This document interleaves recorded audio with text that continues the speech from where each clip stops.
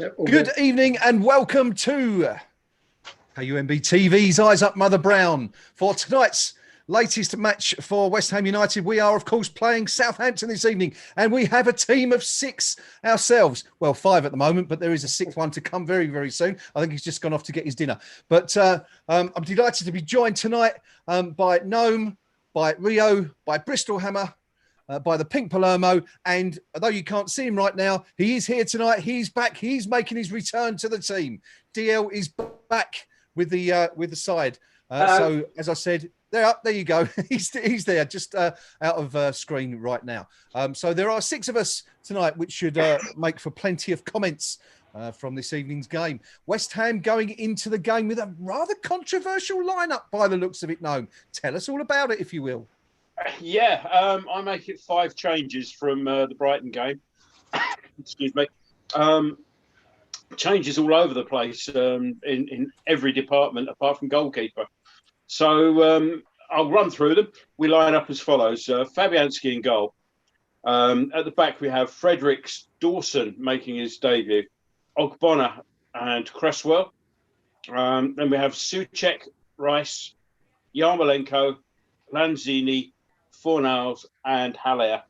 On the bench, we have Kufal, Benrahma, Snodgrass, Noble, Bowen, Diop, Antonio, Johnson and Randolph.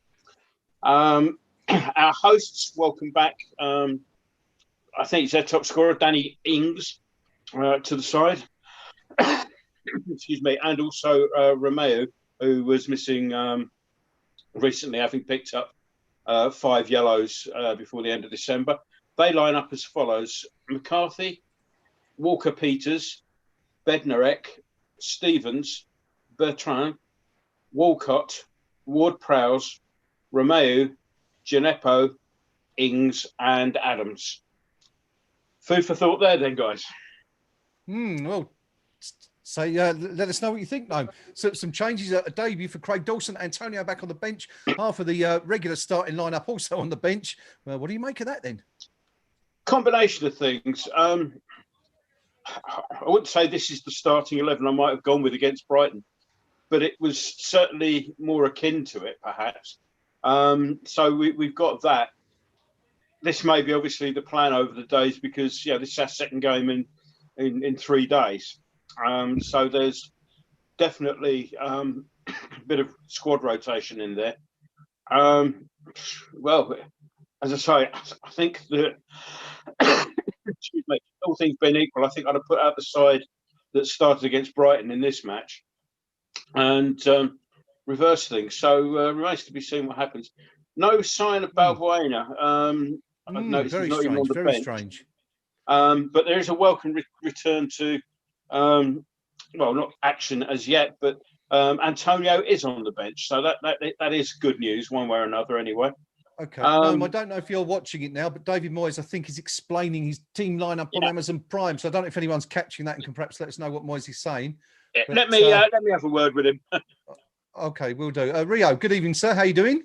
Not too bad, thank you very much. Good. Yeah, very strange lineup. No Balbuena today. I mean, there wasn't any evidence that, he was carrying an injury. I was going to say last weekend, but it was only 48 hours ago. What do you make of that one? Bit of a strange choice to bring Dawson in instead of Diop, perhaps? Yeah, I think it's a little bit strange. What you've got to take in consideration, it's the second of 3 games in 6 days.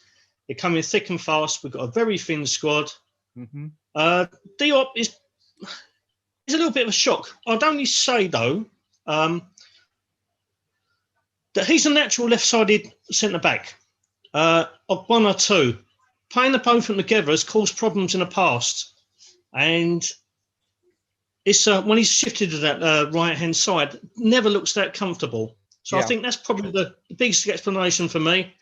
He's also not been particularly informed for the last 3 or 4 months either, is he? So maybe that's the issue. All in all, as an attacking unit, I think we look pretty promising. It's whether we can counter the pace of Southampton and their high press. But pleased to see Lanzini back in the team. I think he deserved it. After his second half performance the other night, he lit us up, didn't he? He made us he got us back in that game.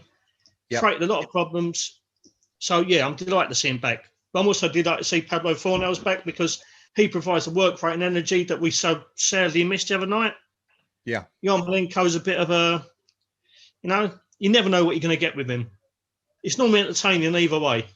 But I think he can help support Haller as well. I think Sebastian might flourish today. And he's had the last 2 games against Southampton, he's notched both times. So, long may it continue.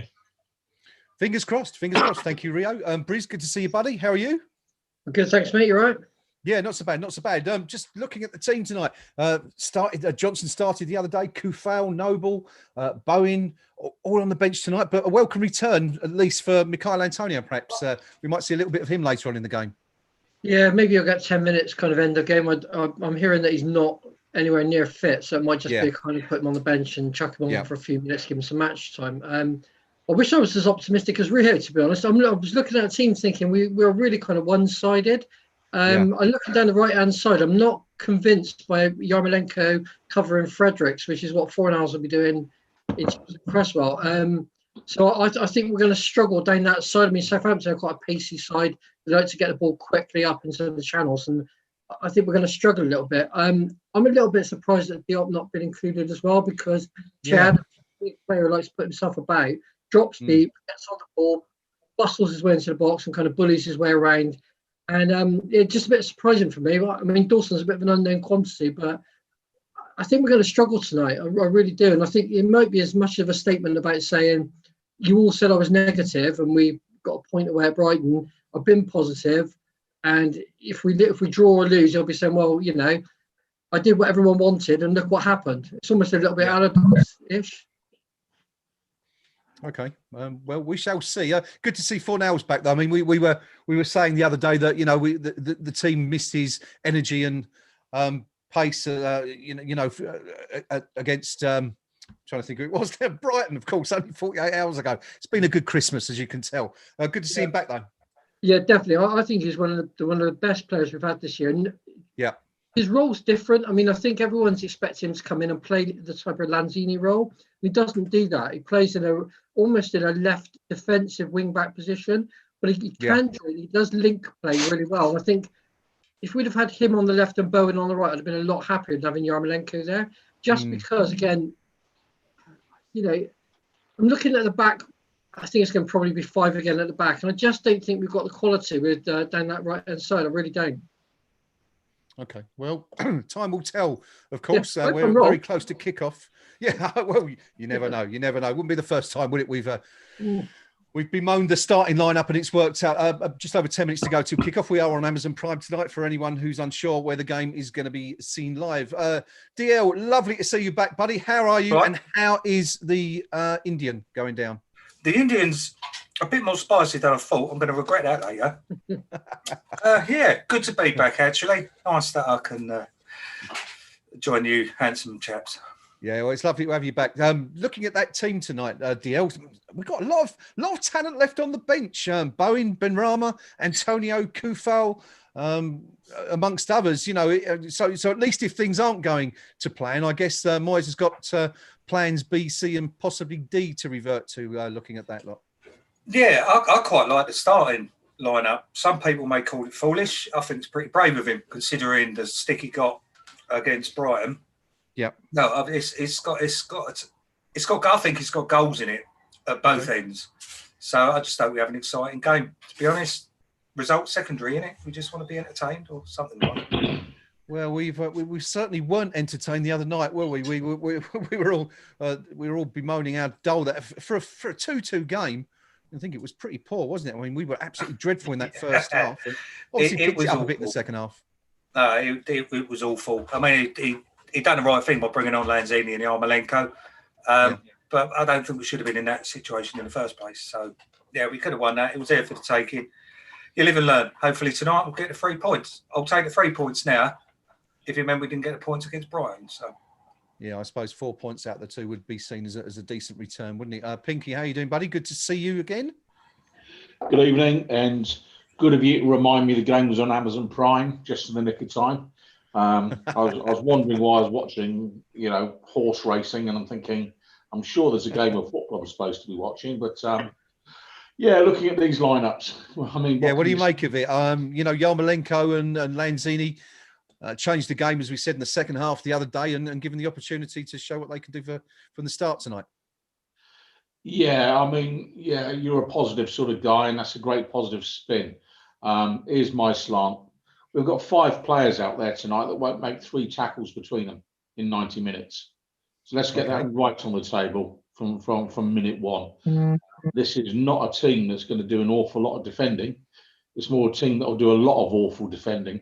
So that's the first thing. The other thing I'd point out is with 5 changes and the chairman's signing, Ben Rama, still not getting a starting place.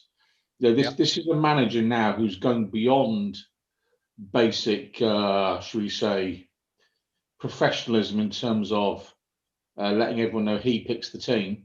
This is a manager making a point. 5 changes, and he still won't pick the chairman's player. And dare I say it, that has got worrying implications for the relationship between our manager and our chairman.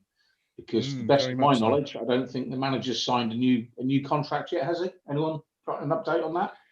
Not yet. Not yet. Okay. And we're not even hearing anything, are we, about talks or anything right now? No. So that's a bit depressing. But in terms of the guys that are actually out there, Yarmolenko, in one half of the pitch, he's nice to watch. In the other half of the pitch, he's terrifying to watch. So I put in my little sort of comments on the match thread that he is a player that will make a mistake in our half that will cost us. He's done it twice already this season. To be fair, Ben Rama would fall into that category as well. These are not players that you want to see on the ball in your own half. But for my money tonight, there's goals. There's plenty of goals. But I'm not overly confident. I think that is a team tonight that is a bit too scratch. And I think Saints ain't all that bad. The one big plus we've got, their managers on the Kazi rather than in the dugout. Looking at the scenes we've seen on TV. That's got to help us in some way. But this is the classic fixture pile-up you get at Christmas. Managers are doing a make, do and mend routine on their lineups. And who knows? It could go either way. It really could. Yes, Mr. Hasenhüttl, we understand it, in isolation, having come down with COVID. So we wish him all the best, regardless of whether he's in his front room or his toilet. As Pinky pointed out, he appears to be speaking to the folks on the TV from right now. Hellos to everyone joining us on chat tonight in YouTube. Thank you for once again coming back. Firstly, to our good friend, Tim Melican from American Hammers TV. Tim was with us earlier in the season. I can't remember what game it was now. Might have been at the end of last season, but good to see you on the chat, Tim. Truth Baxter, Hobo and Richard Van, all you guys, Rob Young, of course, as well. Good to see you joining us. Let us know what you think of the game as we're going through. Metal in both legs, another one of our regulars. Good to see you, buddy. Back on the stream. Gnome has been keeping an eye on the TV to see what David Moyes was saying to Amazon Prime. Amazon getting the gig tonight instead of Sky or BT. And Gnome was our man watching. Gnome, what's going on there? What did Moyes have to say? And any explanations for what is a particularly unusual starting 11? Yeah, he intimated that it wasn't the starting 11 he'd have preferred to put out, but this was more of a function of the fact that we're playing Sunday and Tuesday, and really just to protect the players that changes had to be made. He did refer to both Yarmolenko and Lanzini and said they changed the game when we needed it changing the second half on Sunday it was, and he said we've also got now players on the bench. If necessary, it can come on and hopefully have a similar effect if needs be. He referred specifically to Antonio and said it's a great boost to have him on the bench, but we've got to be very careful with him. And I can't promise that we'll see Antonio today. We're way up. It depends on the game. The other comment he made, as we've been joking about, that as preview Percy called him, David Hasselhoff's managing from home, is that he sort of jokingly said, well, I hope he doesn't have as good a time of it as I did when I was managing from home. And because we had a good run then, he said. So just to confirm, it's a member of his family or his household has tested positive, not him himself. Right. And okay. One final thing, because it wouldn't be me if I didn't mention it, but the man in the middle today is the bloke who decided there was no handball or a shirt tug in the VAR bunker, Andy Madeley. Rather than spending some time being suspended and asked to account for his actions, he's been given a game, which just tells you what contempt football's held in by the refereeing fraternity. All yours. So there you go. We haven't even kicked off, and Gnome's already getting at the referee. So getting one in there nice. He owns us. I don't think he's that willing to show a card, is he? Gnome, I think Madeley's got a pretty decent record as far as bookings and stuff go. Well, watch that change tonight then. Yeah, I'm not going to get started on them because they're just none of them are good enough. So. There you go. I'll just wait and see how he gets through the game. Yeah. Okay, there you go. There it is. Andy Madeley, the referee tonight for West Ham United or Southampton versus West Ham United. I suppose I should get it the right way round. Gentlemen, we have about two and 3 minutes to go before kickoff. Let's have a couple of predictions, please. Rio, let's start with you. What do you reckon tonight, buddy?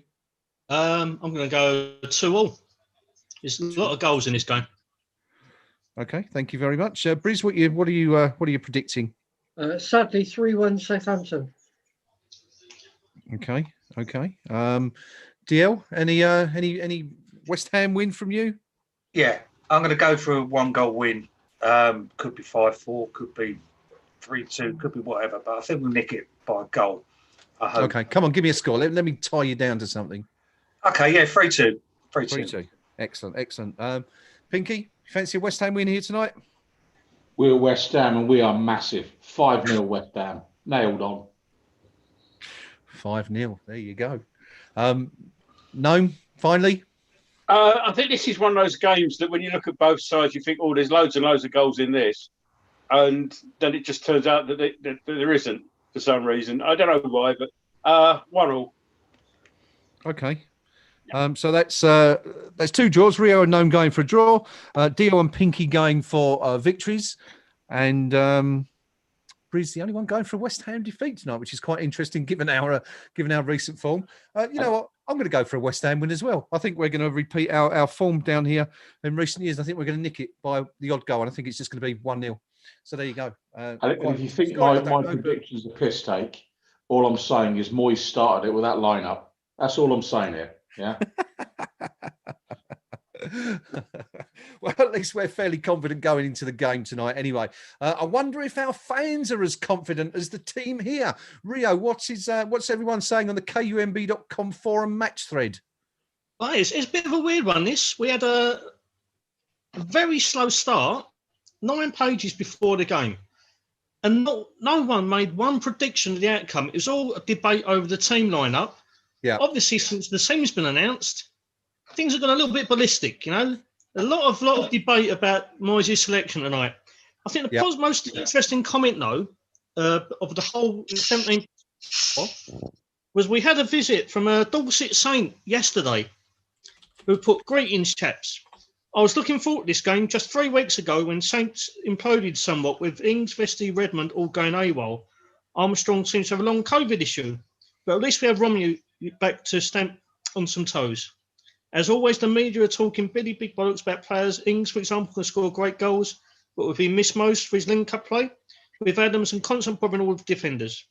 Biggest miss would be Vestergaard, who has managed to stop being a defensive disaster and develop into a monster passer and player so quality through balls, along with learning to jump at corners, which provides a real goal for it.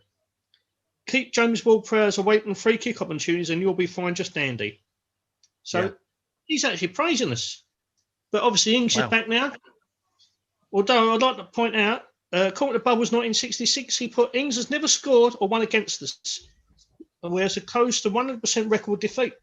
So maybe there's a little bit of cause for optimism out there. Okay, good stuff. Good stuff. Well, we're Pinky underway. Yes, we have kicked off. We should point that out, I suppose. Southampton with an early free kick just inside West Ham's half.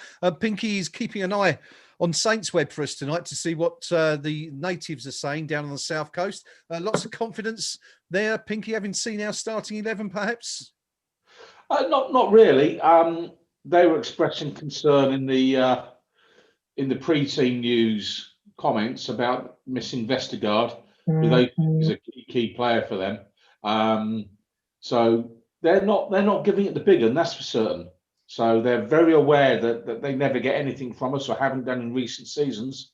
So they are absolutely keeping their powder dry. Generally, they're pleased to see Ings back, but they're not overly confident. Okay.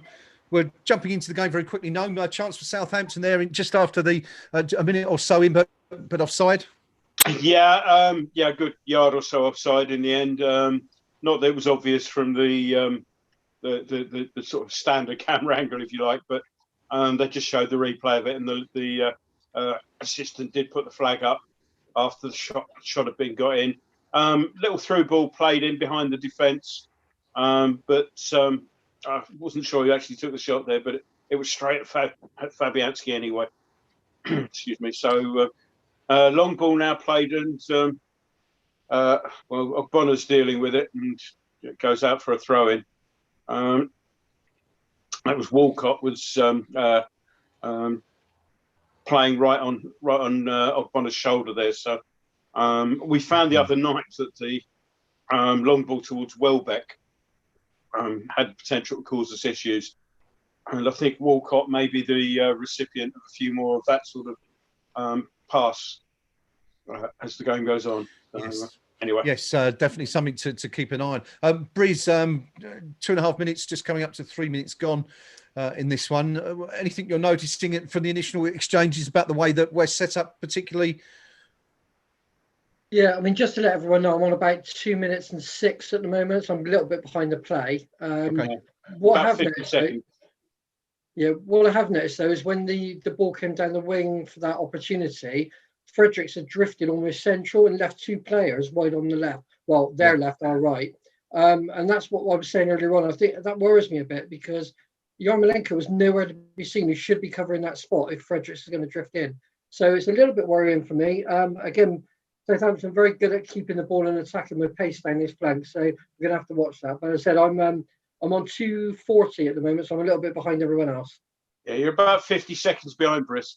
Southampton got a cross in there, but we've cleared it. But it is pretty Southampton, all Southampton at the moment.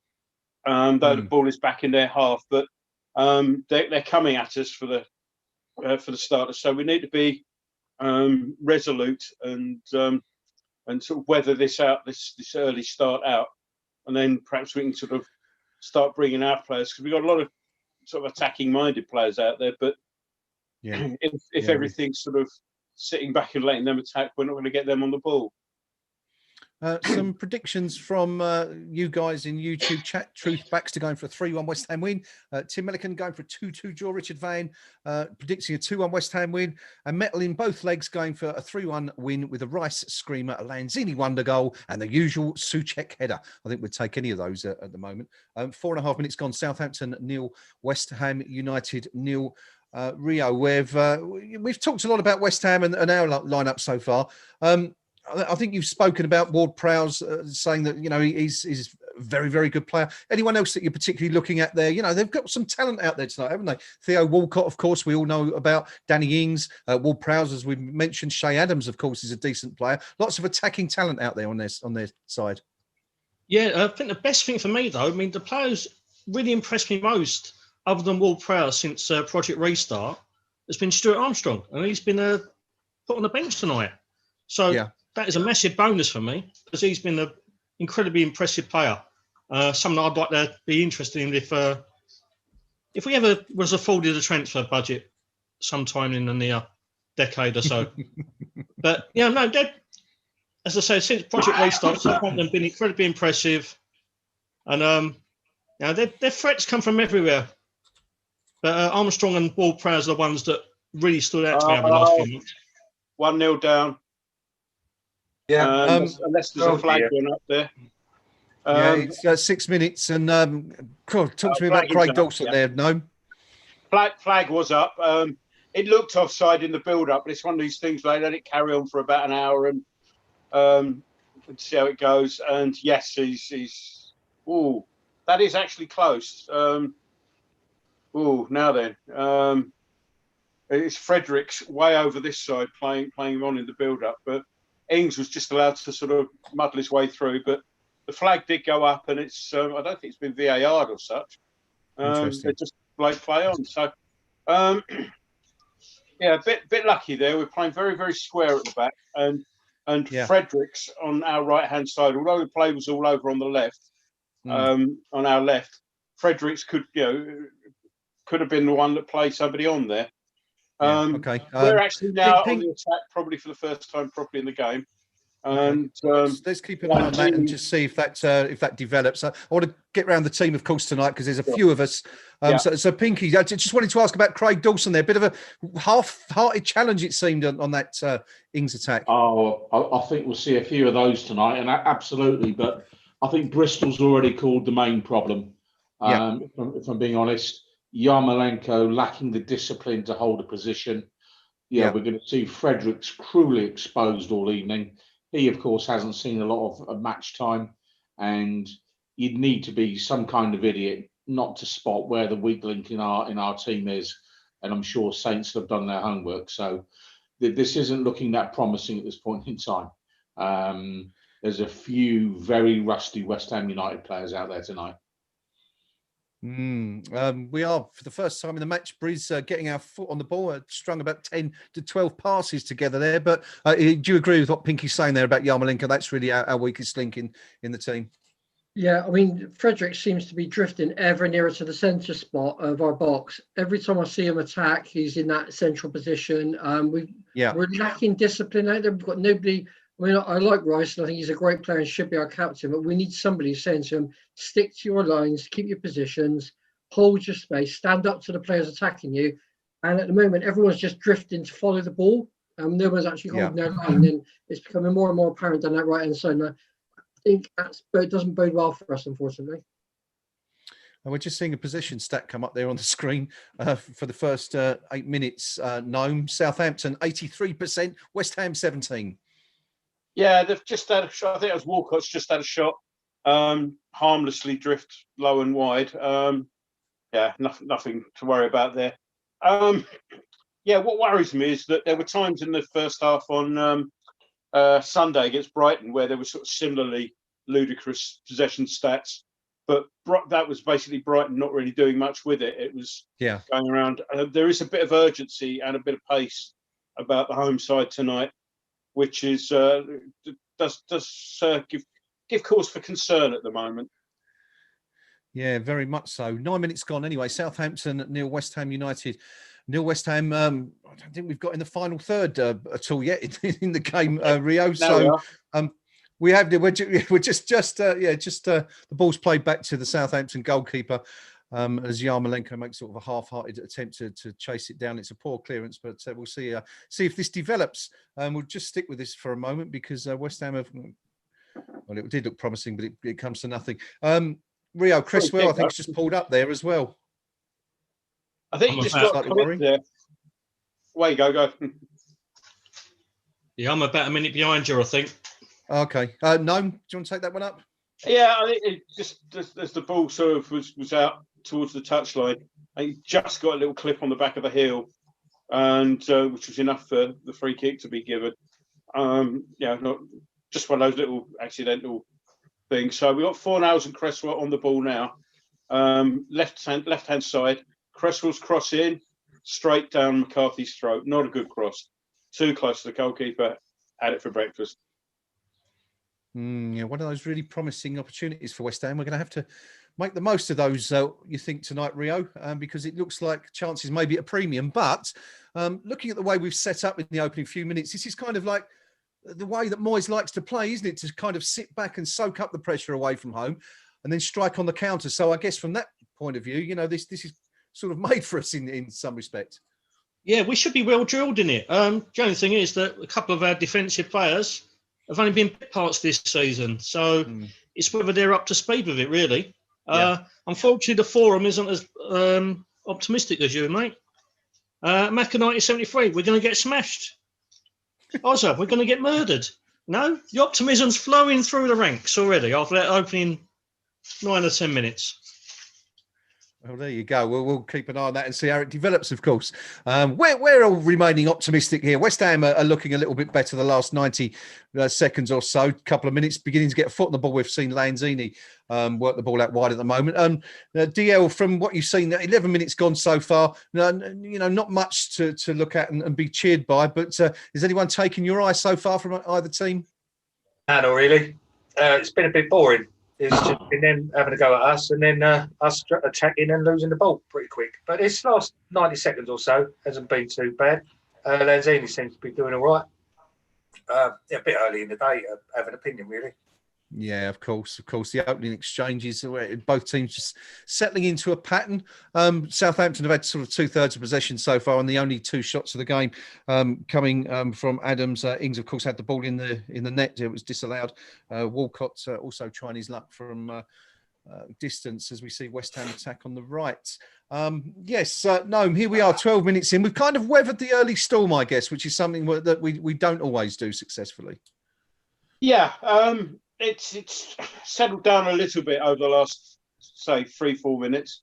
We've shown a little bit more attacking intent going forward, and so just having a look at it now.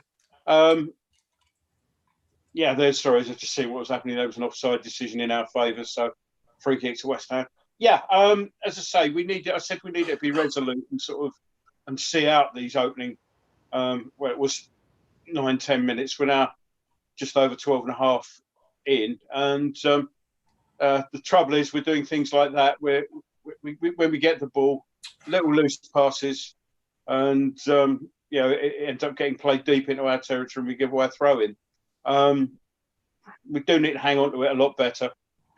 I think I say this every week, don't I? But, yes, I think we do. As Gnome says, 13 minutes gone. Couldn't you? Replace me with recording. Moan, ref. Moan. We got to hang on to the ball better. Liverpool, PGMOL. And 13 minutes or so gone. Pinky, Craig Dawson. We sort of touched on it momentarily. Had a couple of touches now. Looks a little bit ring rusty to me. Doesn't look? I mean, he looks like a player who's not played a game this season.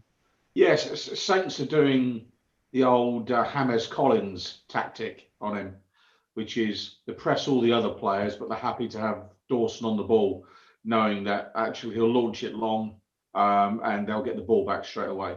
I mean, it's a fairly obvious thing you're going to do to a player who hasn't played very much.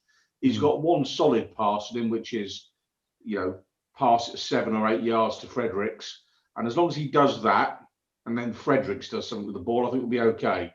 But when he launches it long, why not just give a drop ball to Saints? Because he's not finding any of our players with it.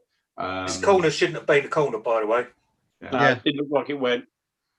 Yeah, DL, it didn't go, did it at all? The ball was definitely not gone. We've cleared it at the near post, thankfully, and that's record back pass all the way back to McCarthy from good 20 yards inside our half. That didn't look like a corner to me. No, I think the ball quite clearly not over the line from the replay there. But anyway, as you say, West Ham survive. We see Theo Walcott go to the deck in somewhat theatrical style. 15 minutes in. I'm just trying to see, was it Ogbonna who made the challenge there? Yeah, just caught the back of his calf. Yeah. Particularly, I mean, it's a free kick, but we need to be careful about free kicks, given who they've got in their side. They're Ward-Prowse. This isn't Ward-Prowse's particular territory or anything, but as a general point, he's a bit useful on them. So we need to watch out where we're giving these silly little free kicks away.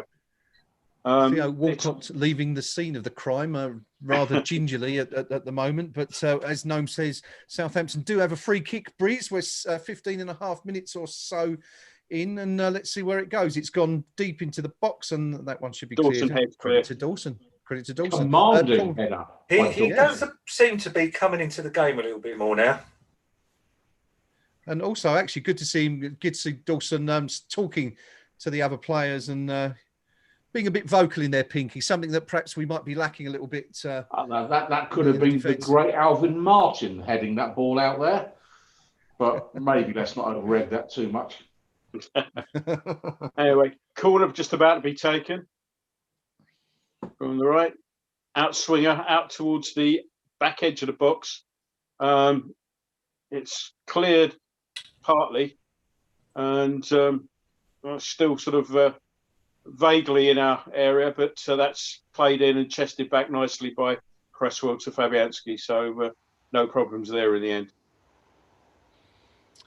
West Ham survive yet again, 16 and a half for those. I understand some of you on the live stream are also a little bit behind the rest of us, but we're just on 16 and a half minutes here. Still Southampton 0, West Ham United 0. Southampton, predictably, perhaps, given West Ham's lineup, that's looking the stronger team so far, but of course, it's only goals that count, and there's nothing happening at the moment as we see West Ham try and build on the right-hand side. Sebastian Haller, Briz, have you noticed? It looks like he's had a bit of a haircut to me. Looks looking a bit sharper than usual.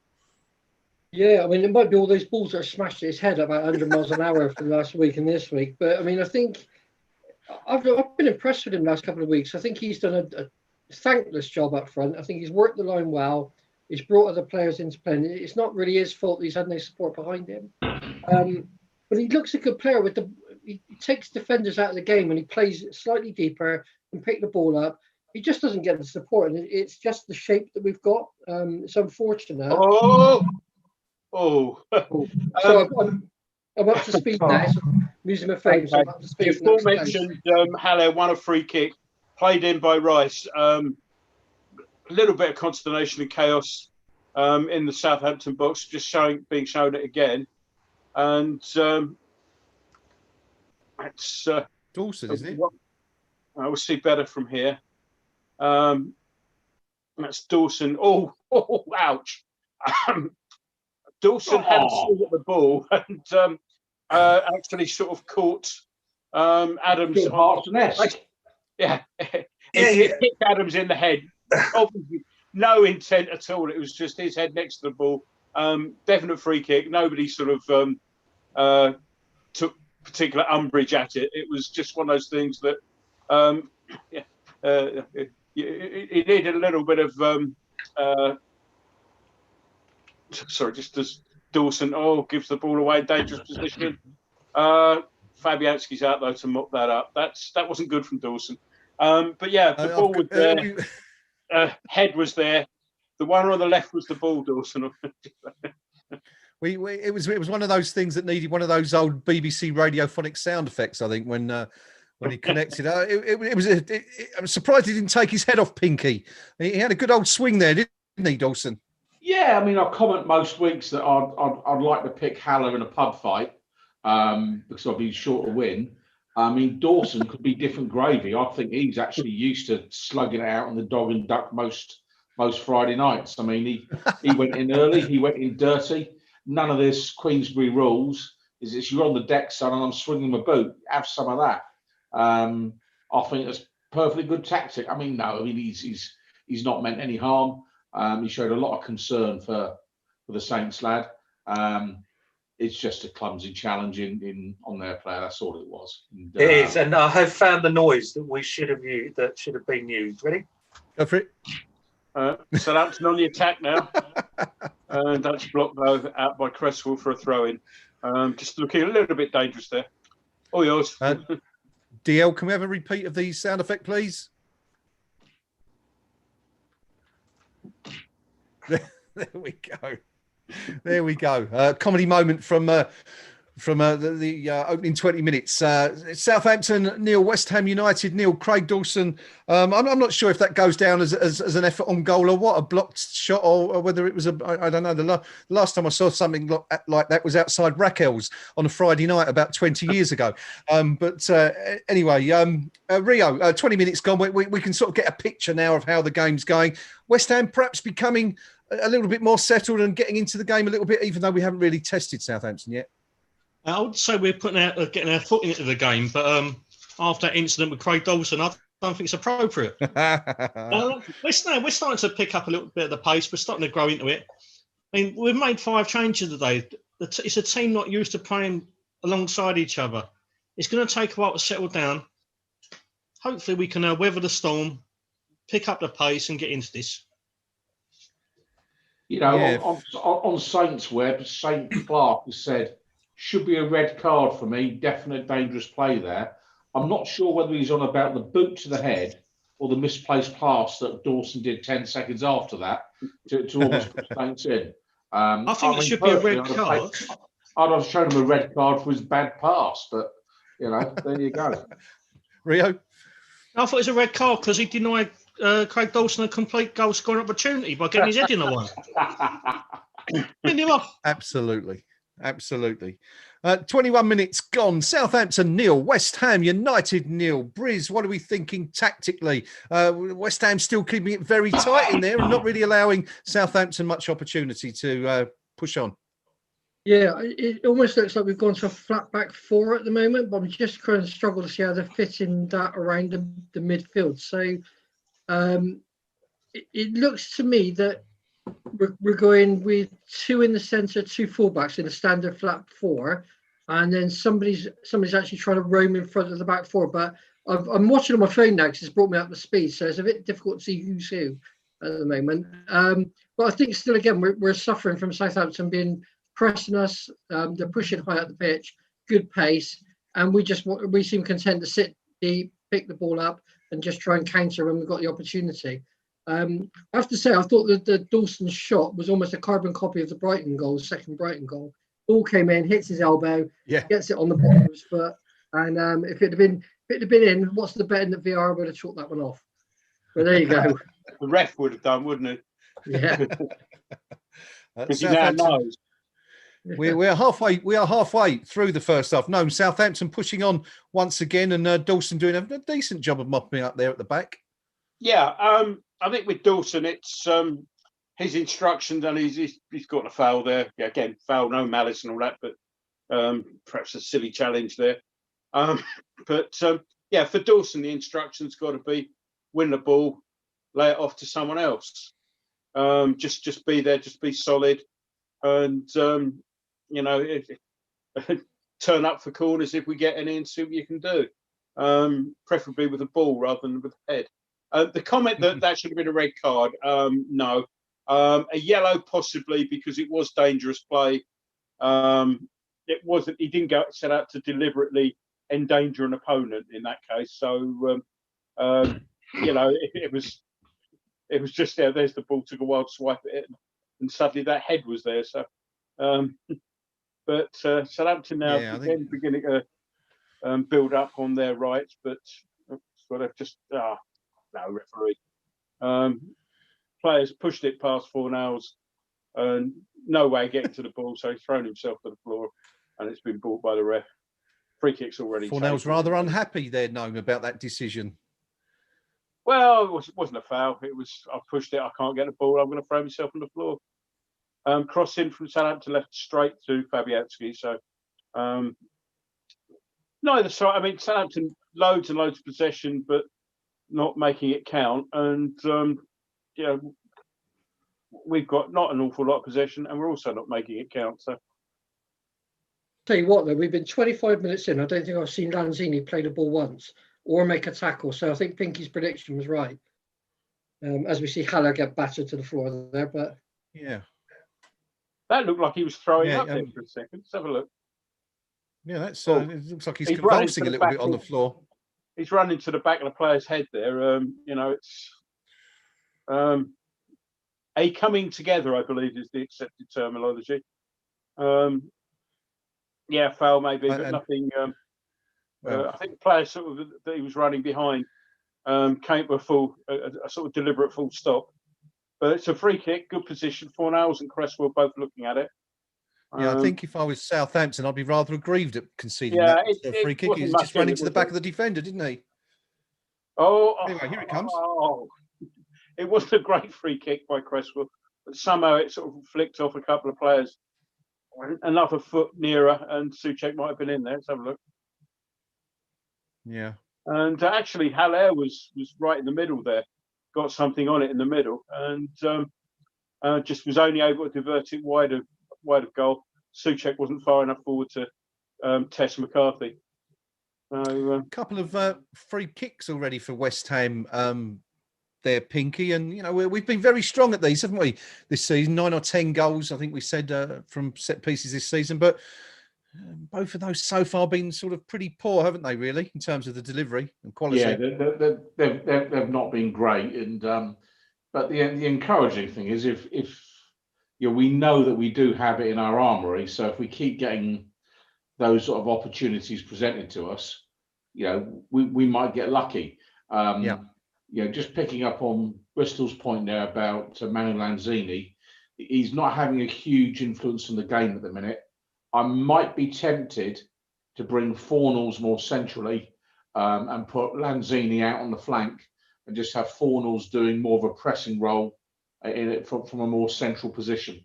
And I think he's got a little bit more energy in him, and that might sort of bear some dividends in terms of forcing the error out of Saints at the back. But so far, you have to say Saints are pretty much controlling this game. Yes, something backed up by the stats, which show Southampton with 64% of possession to West Ham's 36. But in terms of the shots, Southampton still haven't had a shot since that effort in the 9th minute. West Ham have had one since. It's actually that Dawson effort. Rio has been deemed as a shot by the statisticians at the BBC. Rightly interestingly so. enough, Rightly so. Shame I'm going to get all game by the look of it. But yeah, they all can, don't they? Well, I suppose at least Craig Dawson can say he's had a shot for West Ham. You know, when he looks back on his career in years to come. But we're nearly 28 minutes gone. Southampton and West Ham 0-0. Very, very quiet. I mean, it's not that dissimilar actually, Breeze, to what we were seeing the other day, is it? Against Brighton, very, very dull opening half hour. Not an awful lot to cheer from either sets of supporters so far. No, absolutely. And I think it's the way, again, we've set up. It's typical Moyes fare at the moment, which is to sit deep, soak the ball up, hit on the counter. Don't leave any players above the halfway line just in case, altitude and all that. So I think what we're doing at the moment is picking the ball up deep, trying to play it out to the flanks and then play it up the wing on the usual kind of overlaps. And Southampton are just wise to it. They're playing with 2 up front, which is always going to press us back in that, and we're not going to be able to have that luxury of having those overlaps up the wing. So it's very difficult to see where any breaks are going to come from. It's almost like we set up for the draw. Yeah. Yes. Certainly looking that way at the moment. West Ham's only effort on goal that Craig Dawson, you can't even really call it a shot, I suppose. And perhaps they were counting the other one, Gnome, that the free kick that went in and Haller got a toe on. I don't know if perhaps they were treating that as an effort of goal. But West Ham beginning to build on the left again, Gnome. Yeah, building on the left, and Fornals has brought another free kick. It's a very patchy, bitty game at the moment. Let's just have a look at that one again, and just caught him. No, again, these are sort of silly little bitty challenges. No malice in them. It's just sticking a leg out in the general direction of the ball and catching the player. Cross comes in from the left, but that's going to be McCarthy's all day, and it is. I was right. Yet again, there are three opportunities now for West Ham to put a decent ball into the box. Just tactically there, Pinky, looking at McCarthy, I mean, he seems to be quite ready to come off his line. It's almost as if they've had a look at West Ham set pieces and decided that, the keeper coming out there to make the difference would work. I think it's that's a good clearance. They will have looked at us, should we say, with considerable detail. For me, we just need to get hold of the ball. I mean, if you'd come to me 2 minutes ago, I'd have said, well, what impact is Declan Rice having on the game? Yeah. And almost as soon as the thought entered my head, suddenly he starts having an influence on the game. But I'm looking at this thinking, at what point does, the future England captain, as some of our supporters are dubbing him, take the game by the scruff of the neck and say, do you know what, I'll start dictating play a bit. So it's not just, your Craig Dawsons who are poking a little bit of fun at tonight. I'd expect the more senior players, and let's be honest, Declan Rice is now a senior player at West Ham United. He needs to get on the ball and start dictating play. Yeah, very much so. And, you sort of look at that midfield area. It's somewhere we've perhaps struggled a little bit in recent games. And, we'd definitely like to see a little bit more from that, I think. A couple of other players. Good pressure from Haller there. Just to interject, as a back pass went McCarthy, closed McCarthy down and forced McCarthy into a first-time clearance into touch. Little plus point. Good stuff. We'll keep an eye on that one. West Ham, of course, with the ball on the right-hand side with the throw in Fredericks to take it. Rio, and Gnome mentioned it very, very briefly a few minutes ago. There was a fantastic clearance by Aaron Cresswell with a ball that attempted to float over his head, and he took it down brilliantly with his left foot. Yeah, absolutely. I mean, everyone criticised him that he can't play in the back four anymore. He's too slow. He hasn't got the ability. But he's done all right tonight. I mean, we've been pretty much under the cosh. But Southampton haven't really created a lot down our left-hand side. It's all been coming down our right. They're trying to exploit the defensive frailties of both Fredericks and Yarmolenko down there. So, Aaron's done okay. I'd like to point out, there's a little bit of criticism going on the forum regarding Fornals, as per usual, and Yarmolenko. But we've got 4 or 5 quite attacking players out there, but we're not allowing them, we're not giving the opportunity for them to flourish. We've been so much under the cosh, we can't get them into the game. This is the problem. It's the lineup that people are crying out for, attacking wise. But if we're not allowing our players to actually play and flourish, what are they supposed to do? They just don't got the ability to do so. Yeah, I'm just coming to you there, Dio. On that point, what do West Ham have to do to get these attacking? Because we've seen, Yarmolenko's barely touched the ball, but Lanzini's chasing shadows. Haller's doing his usual roaming around the front with no support, and Fornals has, again, not been particularly involved at the moment. What needs to be done by David Moyes to change this around a little bit in our favour? I think, don't do it now, but second half, I'd have Kufo back on. He needs to be on the right. There's no point having Fredericks' pace when he can't defend for Toffee.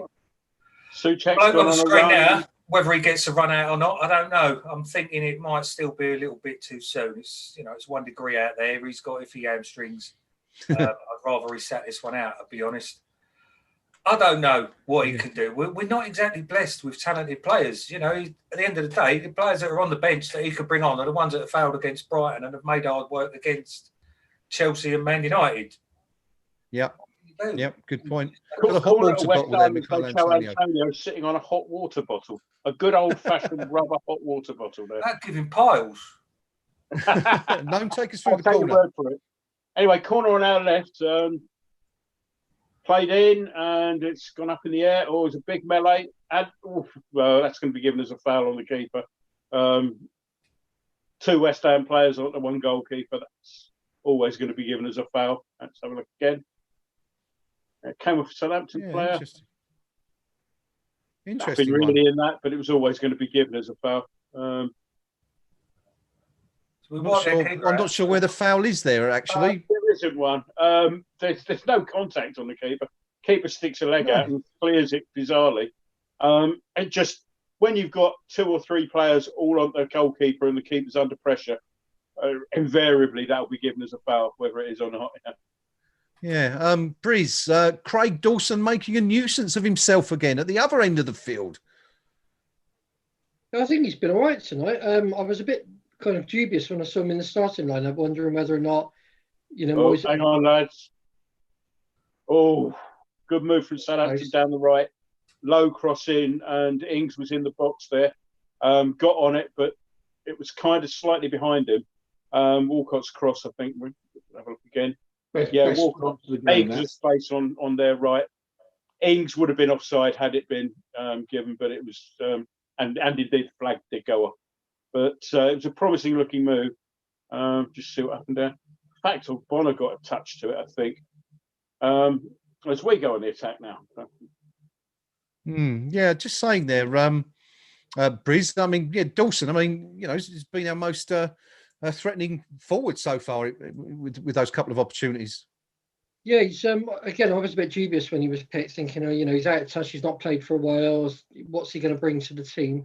He's actually played in the odd Bonner role. So where normally we see odd Bonner up there, popping up, putting his head on the ball, or Bonner's sitting deep and allowing Dawson to go forward. And that's something they must have worked on the training ground, I would assume. But they actually look quite balanced with him and Ogbonna in defence, as opposed to sometimes when we see him with Balbuena or Diop, where it almost ends up with Ogbonna being last man survival specials. So Southampton on the attack again, and we put it out for a corner. But yeah, yes, I've been quite impressed with him. I thought he's done all right tonight so far. Yeah, Rio, a corner now for Southampton. Real chance for them to make the breakthrough. 36 minutes gone. Yeah, again, mate, I'm about 50 seconds behind you, so okay. I'm not seeing it. Let's pass that one on to Gnome then, because we know Gnome's it's on Southampton right, our left. It's going to be from where it's been taken. It's going to be kind of an outswinger, I think. Here it comes now. Yeah, outswing out towards the penalty, well, to the edge of the 6-yard box. Played back in, shot from outside the box, Rose Ed territory. So that's just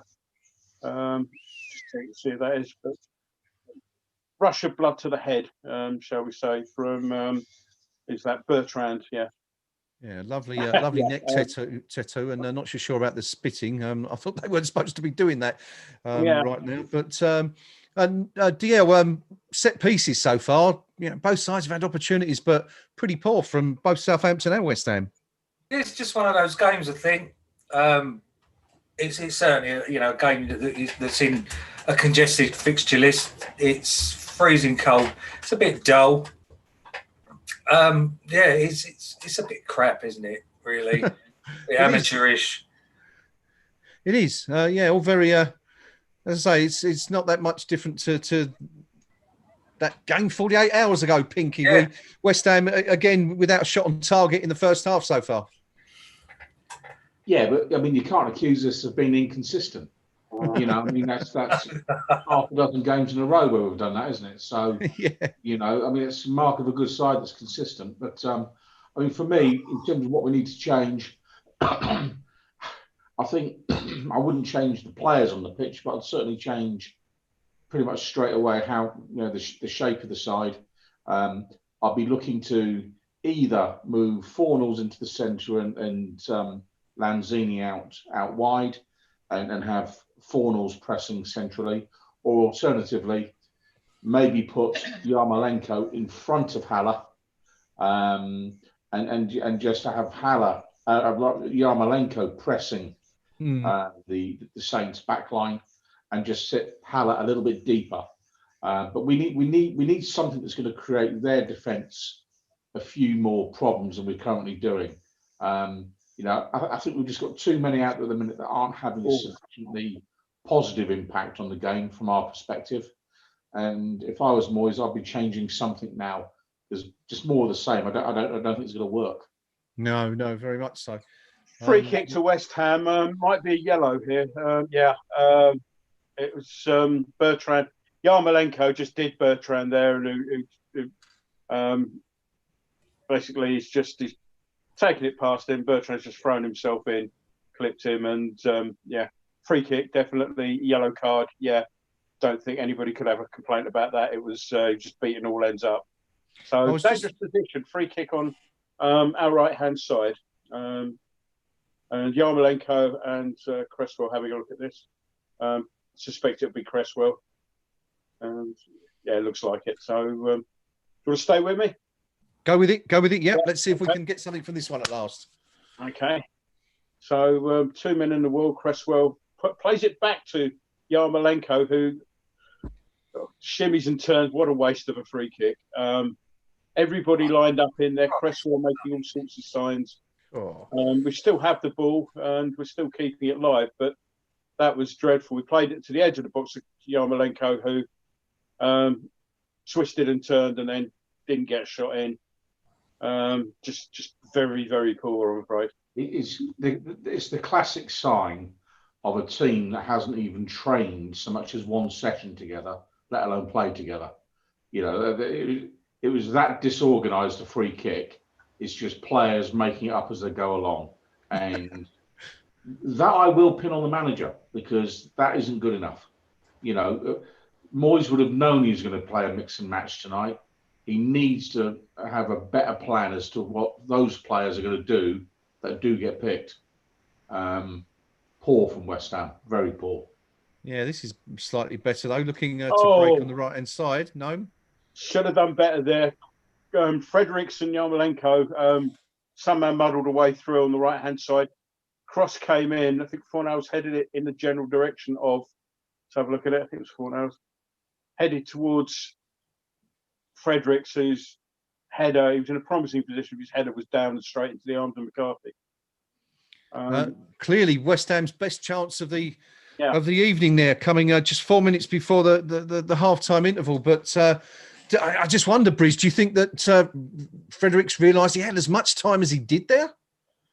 It kind of snatched it, didn't he, really, when it dropped in. But what was really good was the fact that for once we actually got Souček on the ball deep, and for the Yarmolenko free kick and for that opportunity then, all came about because Souček got on the ball early, sat on it, looked around him, then moved with the ball and played the ball into the box. And Southampton really didn't know what to do when Souček was on the ball, how to counter that.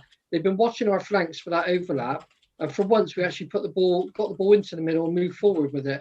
And I'd be much happier to see that happen more in the second half. And dare I say, it might be the chance for Noble to come on and do some of that around the middle of the pitch rather than have Lanzini flying around up front doing nothing. Burn him. He's advocating Noble coming on. Yeah. To the gallows of Bristol. They'll be throwing him into the... dangerous. Free kick given away there, right Dawson. On the edge of the box. Dawson. Definitely Ward-Prowse territory. Ward-Prowse. I'll be in the docks with the Colston statue. So that's what I was trying to think of. Thank you. It was the docks, not the river. Thank you. Yeah. Just clipped there by Dawson. Dawson stuck a leg out. Adams went over it. Free kick. This worries me now because Ward-Prowse is just basically sitting there with a ball under his arm. Nobody's even thinking of taking it off him. I don't know what he's talking to him about, because I think we all know what Ward-Prowse is going to try and do. So the foam is out. Everybody stood on their bits of foam, and this is worrying. Interesting array of boot colours there as well in the lineup.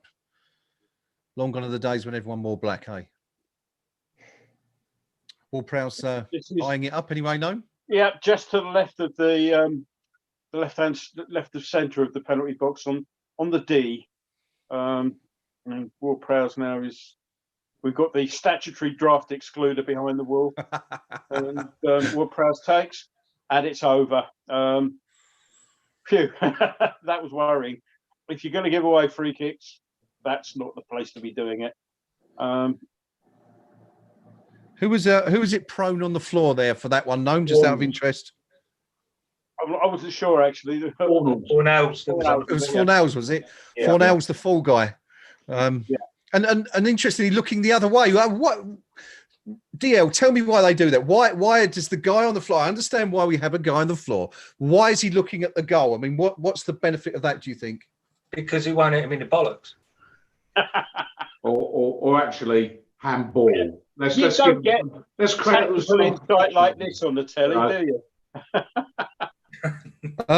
Regardless of why we do that, Rio, a real missed opportunity for Southampton. You'd think they would have been, rubbing their hands when they got that opportunity, 18, 19, 20 yards from goal. And unusual for Ward-Prowse to miss the target entirely and by so much. Yeah, he's normally an absolute excellent free kick taker. They're going to look at it as an absolute waste opportunity. But we've got to be really careful. The little fouls around the edge of the area is something we really cannot afford to make. Yep. Have to cut these out. When we do our roundup of the forum chat at half time, I think it's indicative of the quality of the game that people have spent 3 pages discussing what they're drinking during the actual match rather than actually discussing the quality on offer here. Yeah? There's not a little bit like to cheer about. The whole thing's got a very Christmassy New Year feel to it, isn't it? Absolutely. Let's be honest. The match thread. Pinky, what's the view from down south? Are they all talking about what they're imbibing down there as well, or are they slightly more interested in the fair at St Mary's? Good ball. They think their form is better for updates than text on the BBC. I'm not sure they're right about that. Oh, hang on. Some good work down the left-hand side between Cresswell and Fornells. Lovely ball from Cresswell. Fornells was in a lot of space. Tried to pull it back to Yarmolenko with people ahead of Yarmolenko in the box. It was semi-cut out. And that's the half-time whistle, by the way. And Lanzini got into a good shooting position, but put it over. So there we go. 0-0 half-time. Little bit of a flurry at the end. All I can think of is I don't think there was any added time at all there, which is welcome but unusual. Yeah, I think we had a minute or so, didn't we? Yeah, I think it was just over really 46 minutes and a couple of seconds, but certainly not an awful lot. There it is, as Gnome says, it's half time at St Mary's. Southampton 0, West Ham United 0. Not exactly been riveting stuff so far, has it, Breeze? No, I'm off to B&Q to get some paint to watch it dry. I think it's going to be a bit more exciting. I like David Moyes. I think he's come in, he's done well, he's stabilised the squad, he's got us fit again, got us running around again. But my God, our first halves of matches have been boring for the last 3 or 4 games. And, I can understand why he turns people off when you're watching him, because I understand he's got to keep his job. I understand he's doing the best he can to get West Ham into a really good position. But some of the times it's just real turgid stuff. And to have to pay to sit and watch it, well, I'm glad there's not fans in the stadium, because they'd be due a refund on that. It was awful. But I think that we've got to change something in the second half. For me, I think we win it in the centre of the park. We start playing through the middle. I don't think we're going to get any purchase on the wings. So Yarmolenko gets the ball on the wing, tries to turn it inside and just gets the ball taken off him. On the other side, Fornells is just playing deep, and we're just not getting any luck there. So we're either going to go 0-0 right to the end with the same side and just do nothing and just be as turgid as the first half, or we need to change it up. And I know I'm going to probably get pelted for saying Martin Noble, but at least he can put a foot on the ball, allow players to run into space in front of him, and then play the ball in front. He may not be the best at closing people down and pressurising them, but we're not playing that system tonight. I think he'd do well if he came on. So that's my tip for the second half, but who knows? Okay. It is 0-0, of course. All those of you that were telling us there's going to be loads of goals, what do you know? Pinky? I didn't. No, you went for a 1-1. To be fair, there could still be loads of goals in the second half. Who knows? But and there will be. Well, I mean, the view from Saints Web is that they think their manager's lucky because he's at home and he can at least turn over to watch Hollyoaks. The consensus of their supporters is a poor game, but that in the second half of the first half, we were definitely getting the upper hand. So they don't think they're playing particularly well, but they think we're a little bit on top now, and I think we've had the 2 best chances in the game. So that's encouraging for me. Lanzini may as well not be on the pitch for all the impact he's actually having, and I think that's more about the shape than anything. Yeah. I would look to go from a 4-5-1 to a 4-4-1-1, probably, or even dare I say a 4-4-2, and maybe just commit a little bit more forward and try and make something happen. Somehow we've got to get a tune out of Haller, and if that means putting someone alongside him or close enough to him that he actually looks a bit interested because he's got someone to chat to for the second half, then so be it. We're not winning this the way things are, other than if we improve our set pieces. I think we need to get a goal from open play. Again, interesting stat from Saints Web. They now haven't scored for 3 hours. So they're on a bit of a dry run of goals themselves. So, you know, they're struggling to see where a goal's coming from tonight. Yeah, you can see we all did our research when we were predicting 2-2s and 3-2s, looking at those stats. DL, not being the most enjoyable return. I mean, it's your first game back for a while. Lovely to see you back in the studios. But you picked a crap game, mate, haven't you, so far? If I'd come back for the previous 4 weeks, I would have probably picked a crap game at Pete. He has tailed off. We're looking tired. We're looking leggy. If we come through this up to the Everton game without too much damage, and because there's a 16th of January in it next time we play after that. We've got the cup game, haven't we? We've got the Stockport game. I think once Antonio's back, we'll be looking like the team we were at the beginning of the season. But we are leggy, we are tired. We're sticking square pegs into round holes. And we just need a break. I've been watching Haller tonight, for example, and he's making himself busy. He's lively. It just ain't dropping for him. You know, we'll get a pass, it'll go to him, he'll turn around, and there's 2 Southampton players right on top of him. And I kind of feel for the guy really, because I think he's doing his best. It's just not working out for him, poor bugger. Yeah, it's certainly having a tricky period at the moment, but we're just seeing a couple of chances on the TV. The Ings chance that was disallowed for offside. Rio, the closest that we've seen to a goal in the first half so far. But of course, West Ham have had chances, not many. Craig Dawson nearly took his marker's head off. Adams' head off in the 18th minute. But then, of course, that Fredericks chance. I mean, we haven't really discussed that yet, but laid up, set up by Fornals and just in acres of space, 5 yards from goal, could have taken it down and picked his spot, but sort of rushed it a bit really, and real wasted opportunity that for West Ham. Yeah, I think that's a little bit of the defender in him coming out, and also the lack of game time, isn't it? You know, he obviously wasn't expecting it. Let's be honest, none of us were expecting him to be up there on the end of that one. So he wasn't going to be. It's been a game of very few opportunities either end, particularly ours. I completely forgot Manuel Lanzini was playing until the end there. No, it had a really bright 45 minutes where he changed the game for us on Monday. Is it Monday? I can't remember now. This bloody Christmas thing. Sunday. And now, he's been largely anonymous. We've got a lot of the attacking options that people wanted. We're just not getting them into the game. I think it's for Declan and Thomas Souček in the middle trying to step up. As Pinky said earlier, they've got to stamp their authority, win the ball for us, and give us chance. You know, the ball retention all around the pitch for us has been pretty shocking. But if we need the central midfield pairing to really step up, stamp their authority on this game, and get the attacking players into play. Yeah, I want to come back to that, Rio. Just discuss the centre of the park there, because it is the heartbeat, the engine of the team.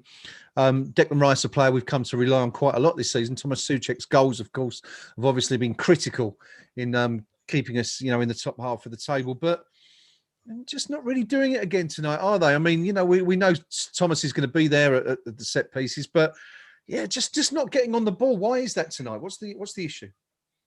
I think there's an element of absolute tiredness. They've played every single game for us. They're playing all the games for the international sides. They've not had one single break. This Christmas period, the games are coming thick and fast. We've got no one who can really step into the breach if they are absent. So we're forced to play them every single minute, every single game. Mm-hmm. And they look shattered. And they're not going to perform fully functional and on top of their game, 90 minutes, week in, week out for 38 games, plus all the international games. It's just, at this level, it's impossible nowadays. If we were looking to make some changes, Pinky, now, and maybe David Moyes is considering it, who would you be thinking of taking on bringing on, sorry, and taking off right about now? I wouldn't change the personnel at this point. I would change the shape of the side as my first option and give that 15 minutes. I mean, the thing I'd say, just saying about Souček and Rice, I think in the last quarter of an hour of the first half, they were much the dominant pair of midfielders on the park. It was a slow start for them, but I think they've got a grip on the game now. For me, the conundrum here is what we're going to do with Lanzini, and I'd change it to a 4-4-1-1 or a 4-4-2. That'd be the first move. Give that quarter of an hour, see how we look, and thinking that through, I really would be tempted just to move Yarmolenko ahead of Seb Haller and stick Lanzini out wide and say, right, your job is just to cover the flank. Get up and down, make sure that Fredericks isn't exposed behind you. But I really would be inclined to do something in the forward area first, and in doing so, we free up a little bit more space in that midfield, and that almost forces Rice and Souček to take more responsibility.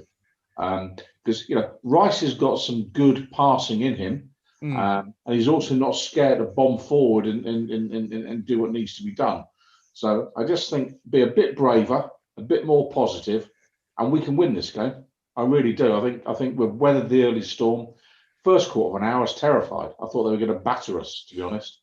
But the last quarter of an hour, I'm looking at this thinking, we can do this here. Just be a bit braver. Yeah, I guess the longer it goes on, the better for West Ham. Southampton, you would think the onus would be upon them to be trying to win this game, a home fixture, much as was the case for West Ham against Crystal Palace and Brighton recently. DL, Fredericks and Dawson hadn't kicked a ball in anger in the first team before tonight, but both have come in and both have done a reasonably good job, I think, in the first half. What's your thoughts on those two? Yeah, they've done all right. That's about it. I did like the kick in the head. That was the just comedy cool. moment of the half. It was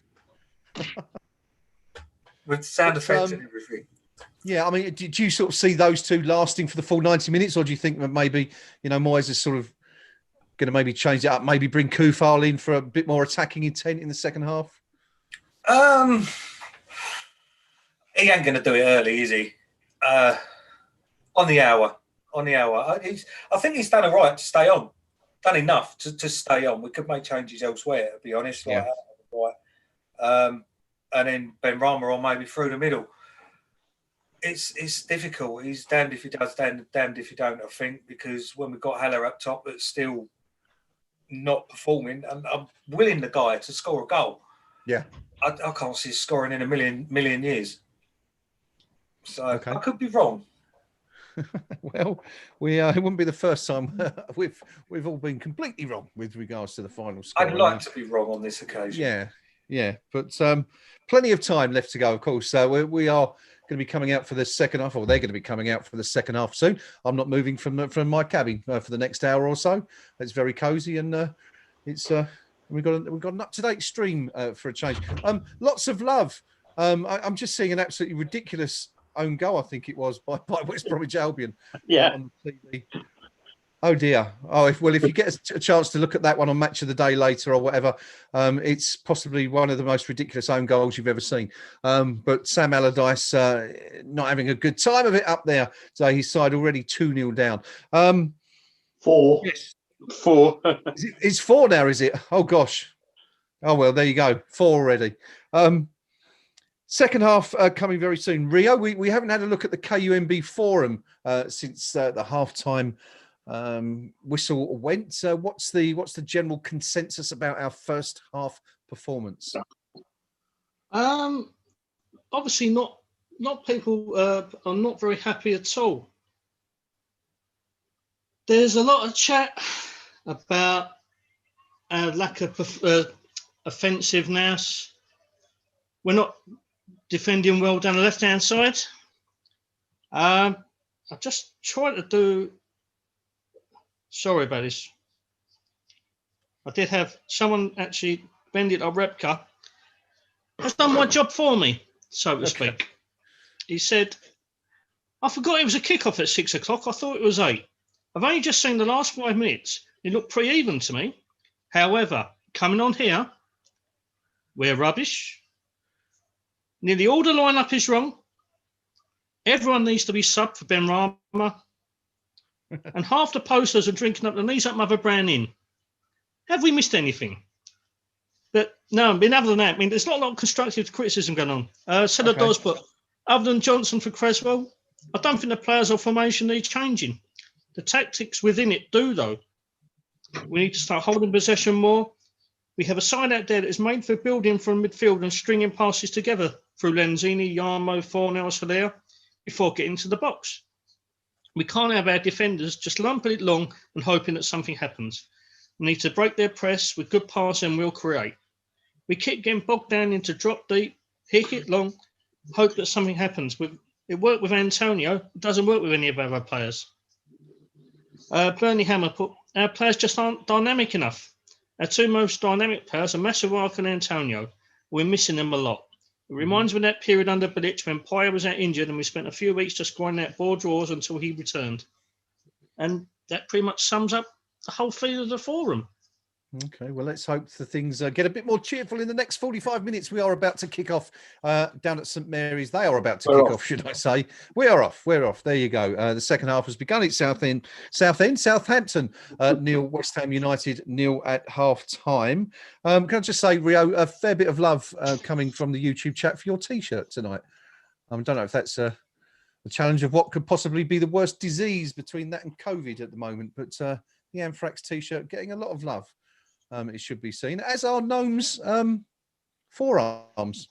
Interestingly, someone commenting on your forearms, Gnome, saying that they look quite Popeye-esque, being close to the camera like that. So it's the spinach, I tells you. I've got the old grey whistle test one on today, anyway. Good stuff. Oh yes, I see it now. I see the lights. Pinky we always fall in some kind of sartorial discussion on this stream. Pinky was the master of the jumpers the other day. Pinky, what are we wearing tonight, buddy? No Christmas jumper today? Just a T-shirt that covers the gut. That's it. You know, obviously I'm mindful if the camera slips a bit low, you'll see a bit of the belly, and that'll have people turning off in droves. So we can't take that risk. But Saints on the attack here at the minute, and they work the ball down. Cresswell keeping them out, goes out for a Saints throw. But I mean, for me here, the Saints supporters are on the point of just switching their tallies off. That's for sure. They're not impressed with their lads.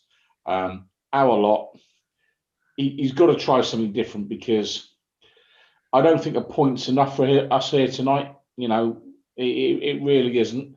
You know, we've seen Arsenal tonight are managing to hold Brighton at this point in time. So it looks like they'll dodge the relegation scrap just. But I genuinely feel there'll be an awful lot of West Ham United supporters, if they're watching this, having heard that Sam Allardyce's team are getting spanked 4-0 at half-time, will turn over and hope for 4 goals in that game in the second half as well, and not to West Brom.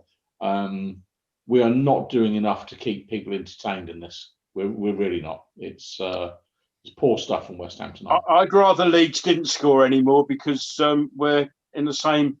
I think we've got the same amount of points as them at the moment as it stands, and we're only better off than them on goal difference, unless we actually score go into the lead ourselves. So I think Leeds should declare. Leeds, in case you haven't heard, winning 4-0 at West Brom for Sam Allardyce. Is that his first home game? Could well be, yeah.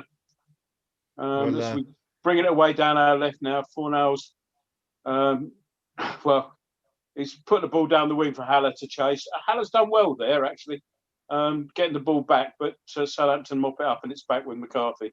The ball towards Haller was a kind of have a go at that. Oh, poor clearance from McCarthy. We're still on it, Lanzini. Haller plays it out wide.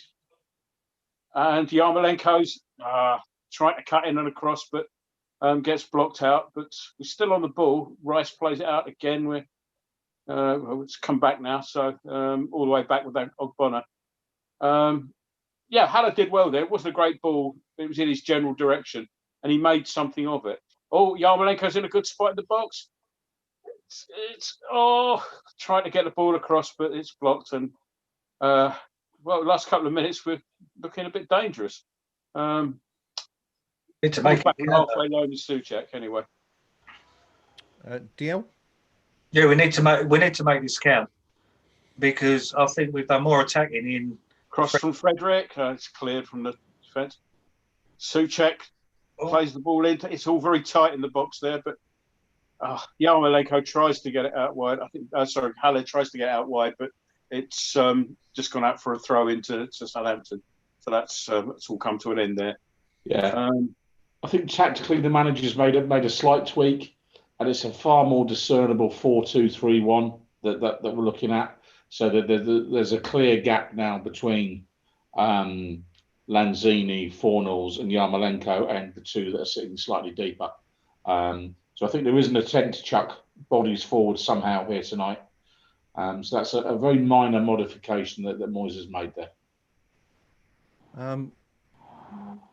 Richard Van, changing the subject very, very quickly, asks, we were talking about ridiculous own goals, and he asks, do you remember Keith Weller's own goal? Paul Origi saying that it would have been goal of the year if it was at the other end. I can't picture it. Anyone? It's not Keith really Weller would have been to me at the moment. Well, you'll have to come back to us, Richard. We can't. No one here seems to be able to recall that. Maybe a link to the YouTube video, perhaps, and we can have a look. But yes, we've certainly seen a few ridiculous own goals over the years at West Ham, who are at the moment hanging on. It's still 0-0 here down at St Mary's against Southampton. West Ham a reasonably promising start to this second half, Breeze. But Pinky touched on that kind of tactical sort of adjustment there. Is this what you're seeing? Anything else you're picking up on? Yeah, I mean, what's happened that's making a difference is we're now starting to close down Theo Walcott, who was kind of running around with impunity in the first half. And watching it now, he's getting doubled up on. Our two best attacks came from two Southampton errors earlier on.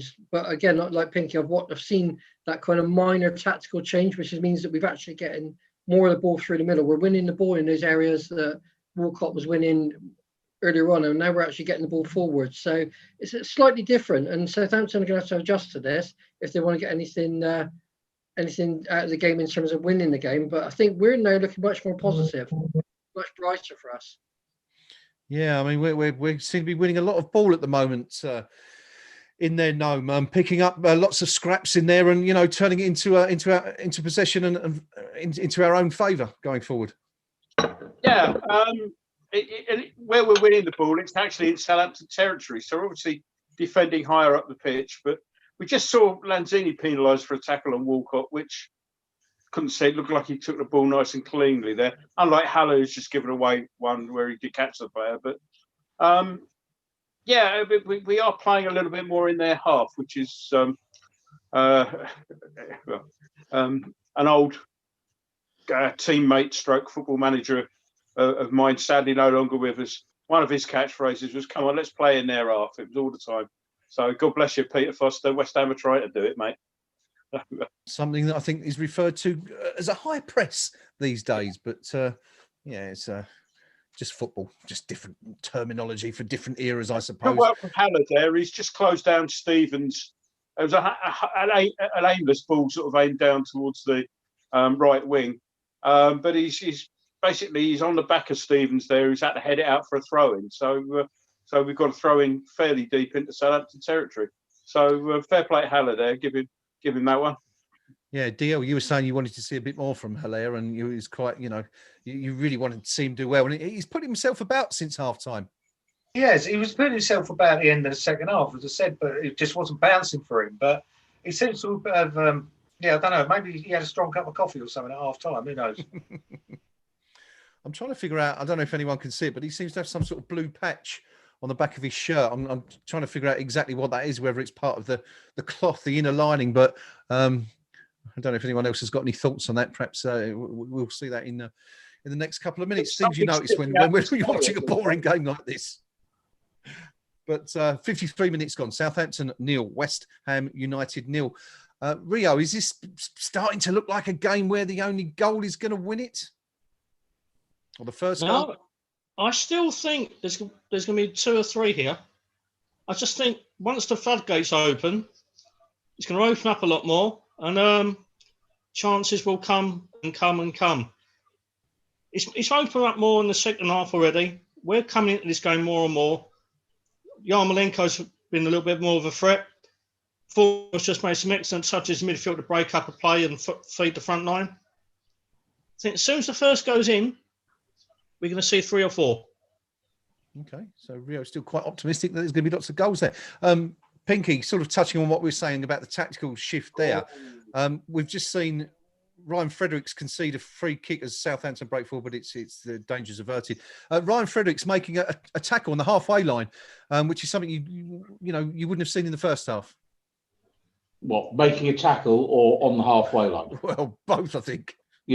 I mean, he was one of my 5 nominated that weren't going to make a tackle all game. So, there isn't a huge amount of steel in this team, let's put it that way. But I think we are playing the whole game now 15 yards further upfield, and that's got to be a little bit positive. And I just think, the shift of moving those bodies so it is a more discernible 4-2-3-1 helps. But I'd still think, I'm just thinking back to when we played Saints at St Mary's last year. We actually had Antonio playing ahead of Haller, doing kind of like a one-man press for most of the game. You had Haller at the front of the centre circle, Rice and Noble either side of it, to stop Saints passing the ball through the middle. And it was a tactic that shut them down really effectively.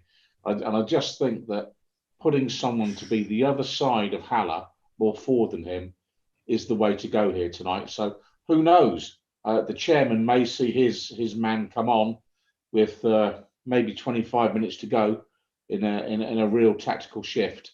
I don't think we'll risk Antonio tonight. I really don't.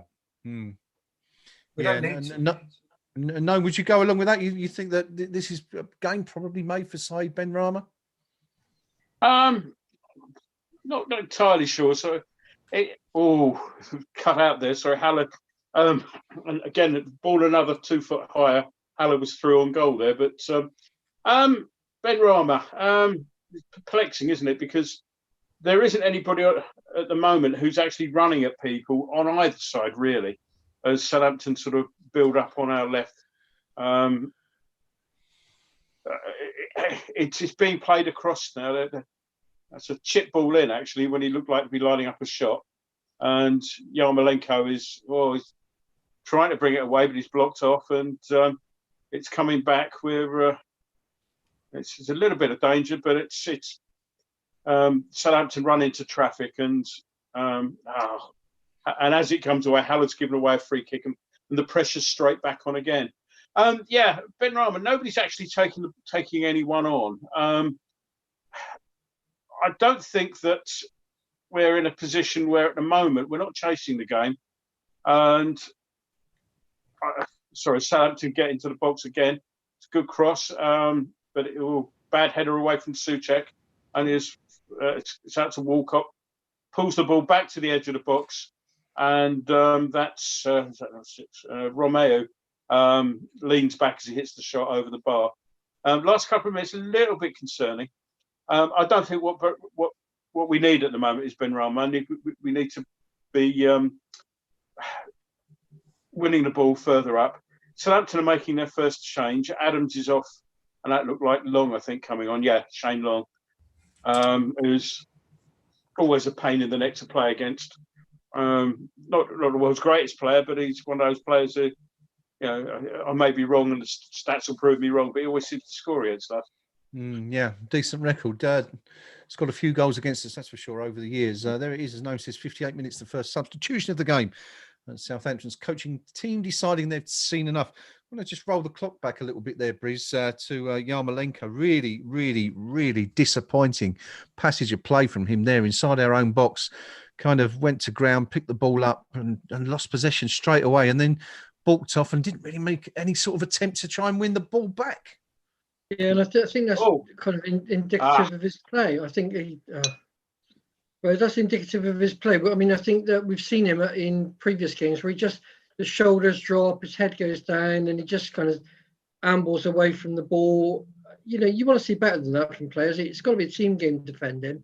My old coach said to me that you don't score from in the stands. If you get a ball in a position where you can clear it out to the stands like that, clear it out. And he just didn't want to do it. I just think he does not look interested tonight, to be honest.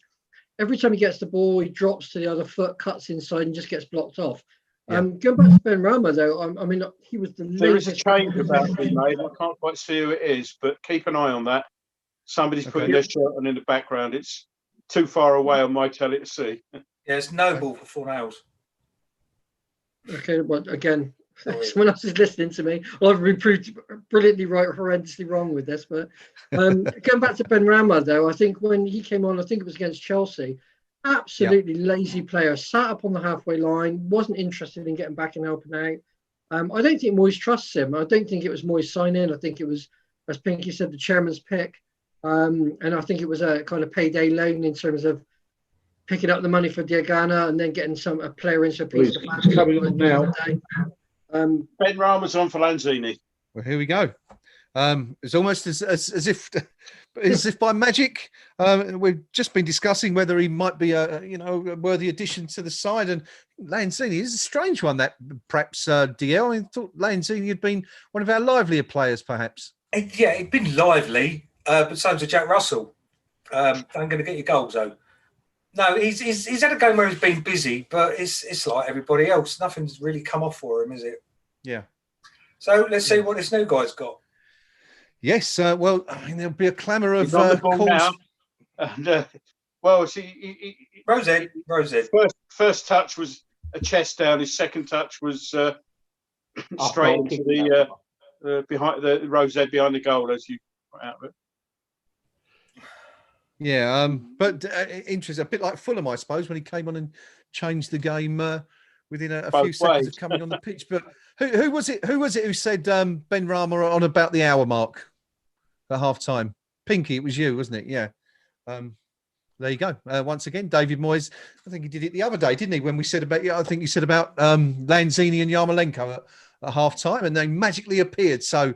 There you go. Maybe somebody's listening in and taking notice. I'd like to think he's got better uses of his time. Frankly, not even the Saints manager sitting on the cars he's going to be tuning into us. See, let's be honest about it.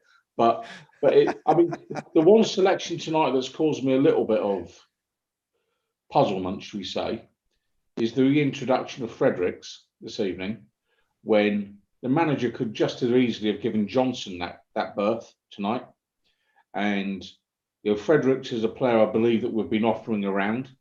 Maybe this is just a reminder to clubs out there that there is a professional player in our books called Fredericks, and then the classic, needing to raise funds that West Ham always do.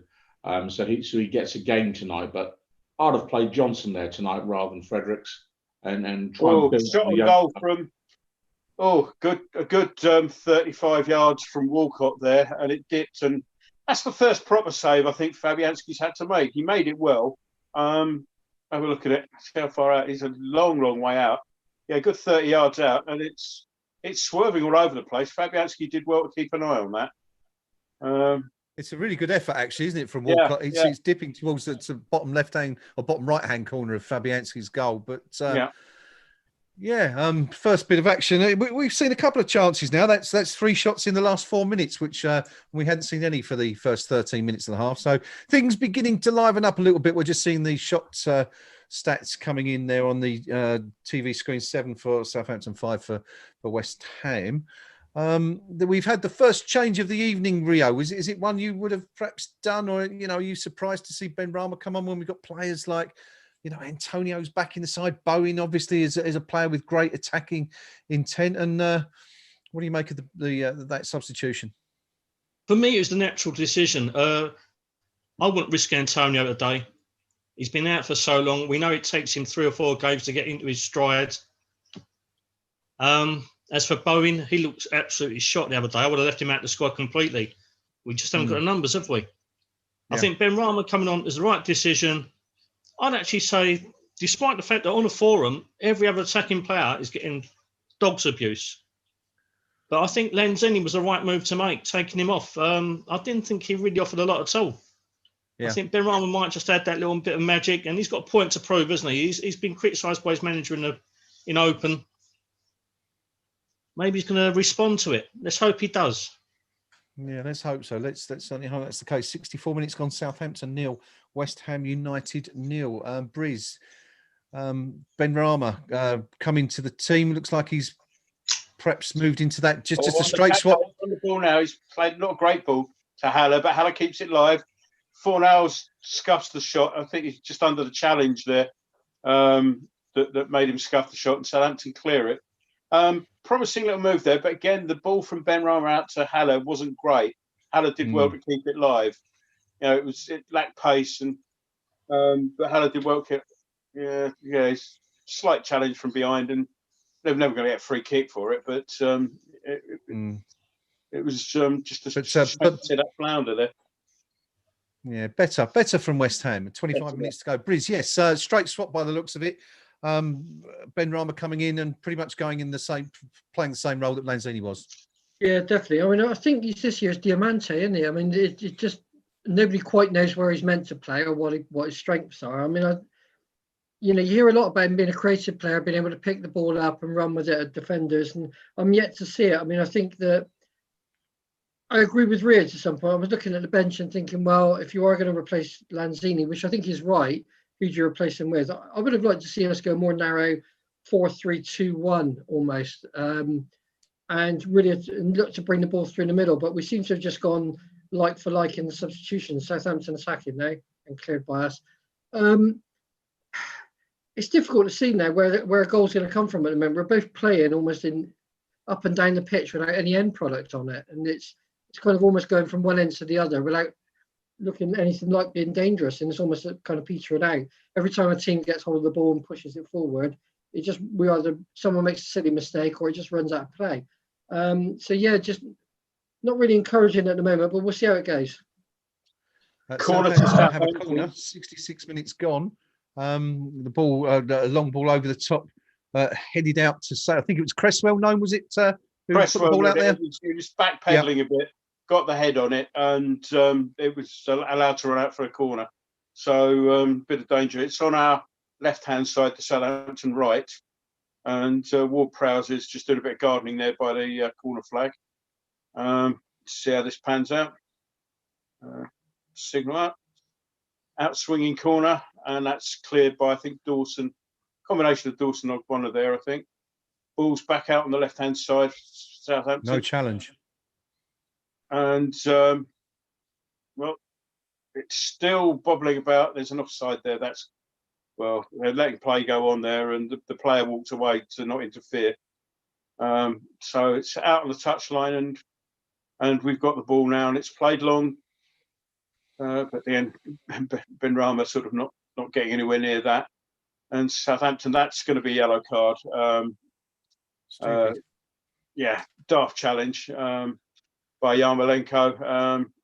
Not sure it was who got past him there, but that ought to be a yellow. If it isn't, then I think I may have mentioned how dangerous Yarmolenko could be in our half of the field. Yeah.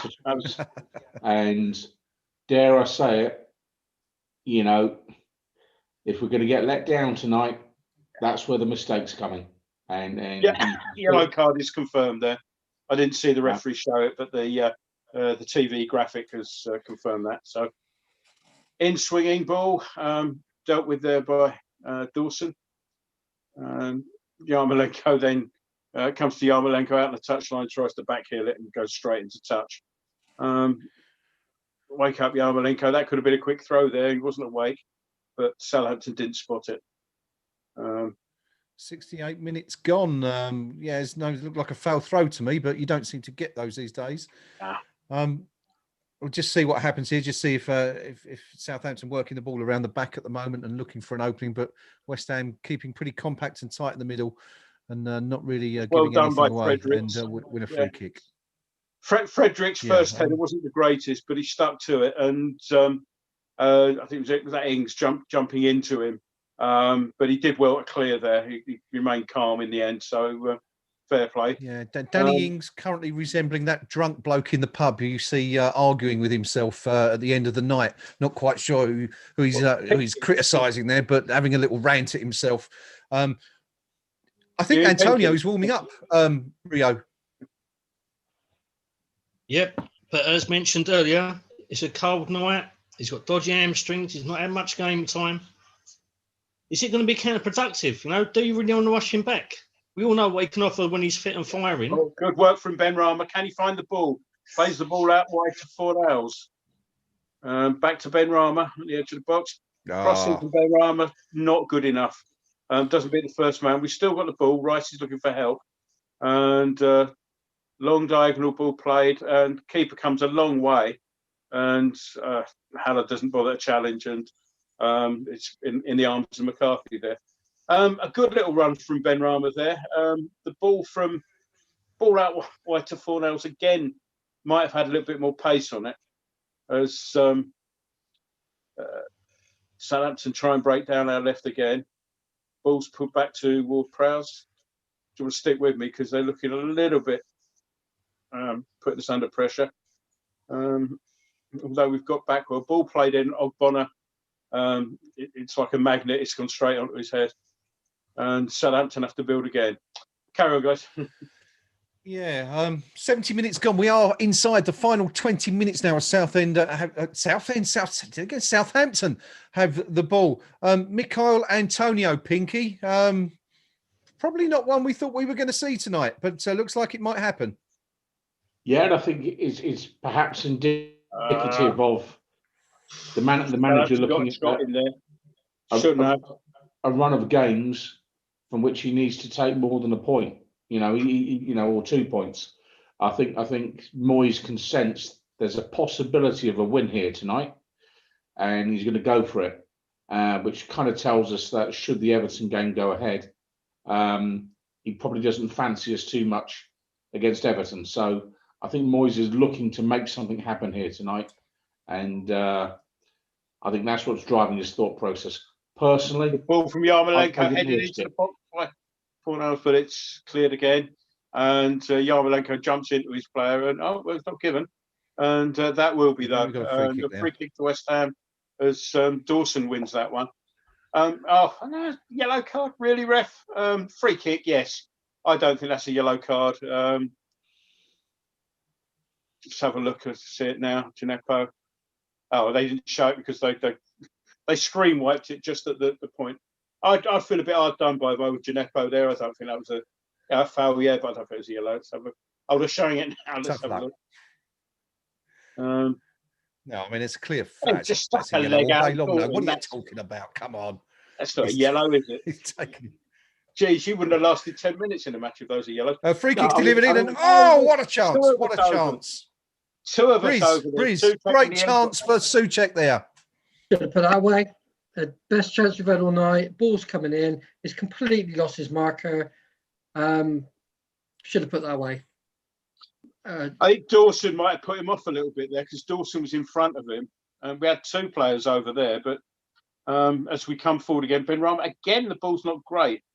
Cresswell plays a nice ball inside, and ball's played out from Fornals way over to the right-hand side now. And we've got Bowen on. I didn't see that happen. Where did that happen? Did anyone see Bowen come on? Oh, nice ball in. Bowen's on. I did see somebody sort of like putting a shirt on a few minutes ago in the background, and but you couldn't see who it was. And unless we put an extra player on without telling, and hoping nobody will notice. But is it Yarmolenko that's gone? Yes, it's got to be Yarmolenko because I can't see him out there. It's our second change of the evening made, and Antonio's getting instructions from Kevin Nolan as we're on the attack again. Ben Rama, better ball from Ben Rama to Fornals, plays across it in. Oh, it's just cleared out for Fornals again, and that's going to go for a corner. Looking a little bit better, looking a little bit more incisive, West Ham.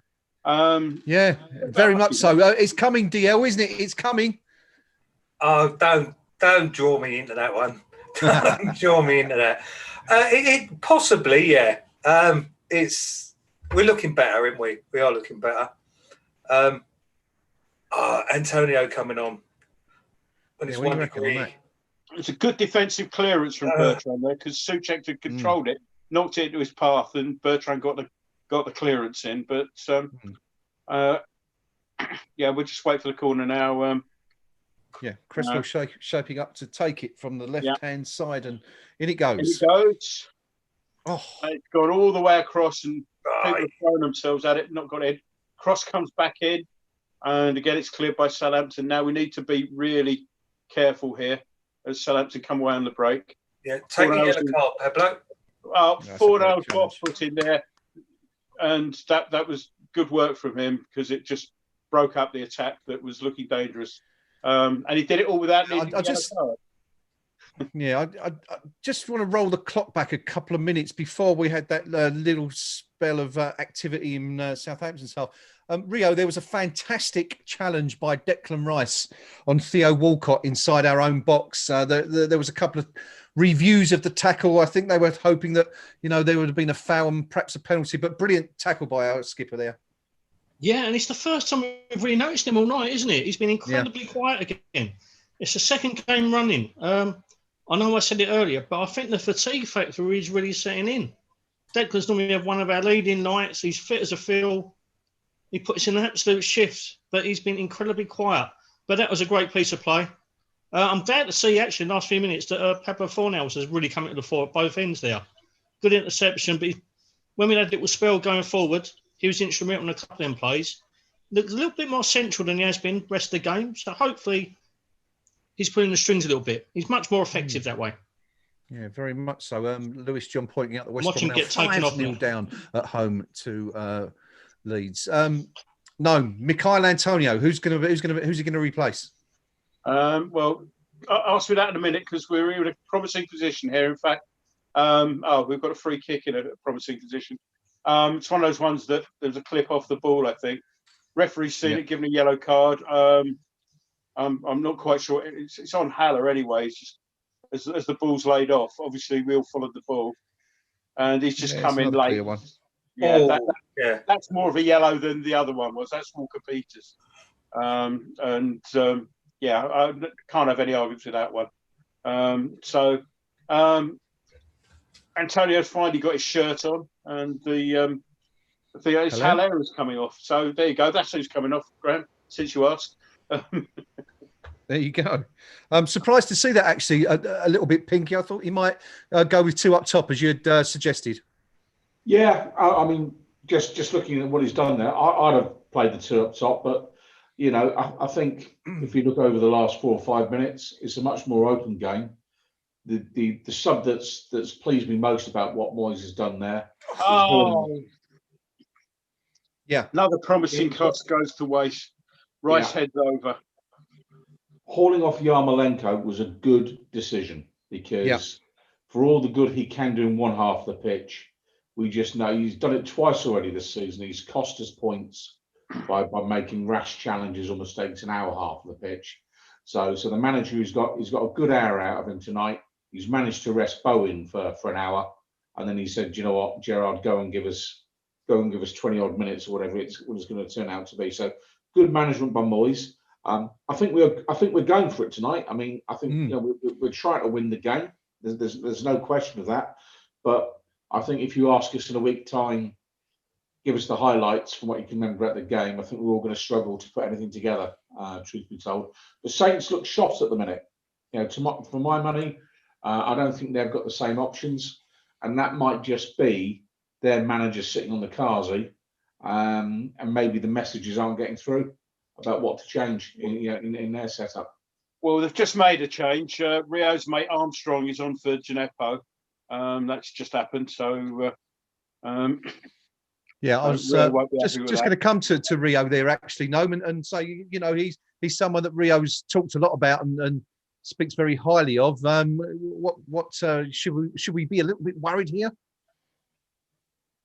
I think Gineppo a bad player over. Armstrong, for me, since Project Restart, he's a really tidy footballer. He puts an absolute shift. He's got good delivery, and he's got an eye for goal. So, yeah, I'd be a little bit worried. But saying that, I mean, the last 10 minutes or so, we've really kind of controlled the game. We've had the better chances. Yeah. We look on top, just like to also point out, Mr. Respect the point is now 5-0 down at home. Yes. I don't think there'll be much respect given to Mr. Allardyce from the Baggies fans tonight after watching that horror show. But there could be more yet, of course. Leeds' goal difference at the moment is 0. Ours is 2. And, assume we hang on to the point, we'll be above them on goal difference. Oh, nice knock down from Soucek. Nice little backfield. Cress was on the ball, tries to get across, and it's blocked for a corner. Things looking a bit promising there. So, Antonio's just done something there, a simple thing that Haller's not really managed to do all night, which is receive the ball on his chest, take it down, and find a teammate with a simple pass. Fundamentals, basics. That's kind of sad when a replacement does more in 2 minutes than your record signing is done in terms of some of the basics. So we get Cresswell with the free kick floats it into the centre. Again, the corner manages to elude everybody. Bonner out on the wing, plays it back. And that's not a good ball from Fornals, and it's blocked for a West Ham throw. But again, the crosses are looking dangerous, but nobody's getting on the end of them. They're eluding everybody, both home and away. Very poor so far, both teams for set pieces. And as Rio said, Ward-Prowse great for Southampton. West Ham very, very strong, one of the best in the Premier League at capitalising from set pieces. Neither side really done very much with them at all tonight as West Ham look to push on. And again, nice Antonio with a little flick there. But again, nobody on the end of it. That's a poor header from Ogbonna, but rescued marvellously. I think that was Soucek there, wasn't it? Ball into Antonio, lays it. Oh, again, some nice sharp passing there. Didn't quite run for us. But again, as Peaky said, Antonio in a couple of minutes has done more there than Haller did in the previous 70. So Southampton now giving the ball away a lot. And Antonio gets the chance to stretch his hamstrings, get after that one. And he doesn't, but he manages to cut out the ball for a throw-in. Yeah, much more encouraging this from West Ham, DL. I mean, the last 10 minutes or so, it's almost like a reverse of the first half in the sense that West Ham appear to be, as Gnome said, controlling possession. Southampton playing a lot of sloppy balls. We're picking them up and looking more dangerous now. Oh, indeed. However, we still ain't got nowhere near putting the, even working their keeper, really. It's all very well booting it up and down the pitch here.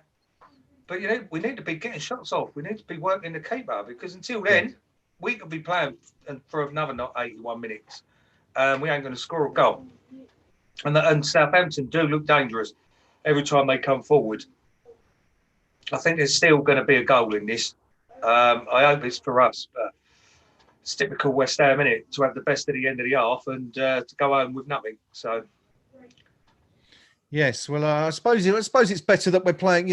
As the game nears its conclusion, we seem to be doing better. As saying that, as I say that, Southampton enjoy a sort of 60 seconds or so of possession. But Breeze, as Gnome and DL have both said, they're far more encouraging. The substitutions. This is really, I think, what Moyes was trying to do against Brighton, wasn't it? In terms of keep it tight for the first half and then bring on sort of his more effective players in the second half. It's working to a little bit. Well, I mean, we haven't scored, of course, yet, but Bowen coming in, of course, and Antonio as well coming in, looking stronger than the guys they've replaced anyway so far. Yeah, we've shifted to a 4-3-3 as well, which makes all the difference. Again, we've narrowed that field down a bit. We stopped Southampton playing down the wings. The attack players now better now. We're linking up much better. It just frustrates me. Why don't we start off games like? I mean, it's a really dangerous game. Playing the first half, trying not to concede, so that you can come back in the second half. It's really frustrating. I can understand why people paying money to go and see this type of football would be frustrated, thinking, why wasn't this the first half? I understand about fatigue and I understand about players having to put on extra pressure in terms of they're attacking the football in the second half and actually making something work. But that's not something we want to see at the moment. And that's a great clearance from Fornals. That was dangerous. Fornals has stuck a leg out, brought it down, and we eventually managed to get it clear there. But that was dangerous. That was a good-looking ball. Remains to be seen whether or not that might have been offside, but Fornals did superbly well there. That's the champagne moment. Yeah. Says it all, doesn't it? The game, the best moment of the game is a piece of defensive work. Yeah. I mean, to West Ham's credit, we've seen a couple of those, haven't we? Cresswell performed a similar move earlier. We're in here. Bowen's in the box. Tries to get the ball, but it's still bouncing around there. Go on, son! Oh, fuck. Goodness me. Family show. That really should have been 1-0 to us. Antonio wins the ball in the air. Nice ball from Fornals down through Bowen. Bowen looks to get the ball across. It clips off the defender up in the air. And Benrahma gets in between the two defenders, manages to get a shot away, but it's straight at It's a brilliant save. It's a fantastic save, isn't it? It's from the goalkeeper. First. But really, a foot either side, it's a goal.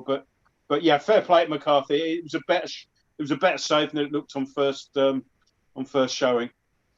Where these moments are piling up now, Pinky. We're seeing West Ham doing bits at either end, and to be fair, that if West Ham don't score tonight, I think now Southampton will look back at that moment and say, he's saved us a point there.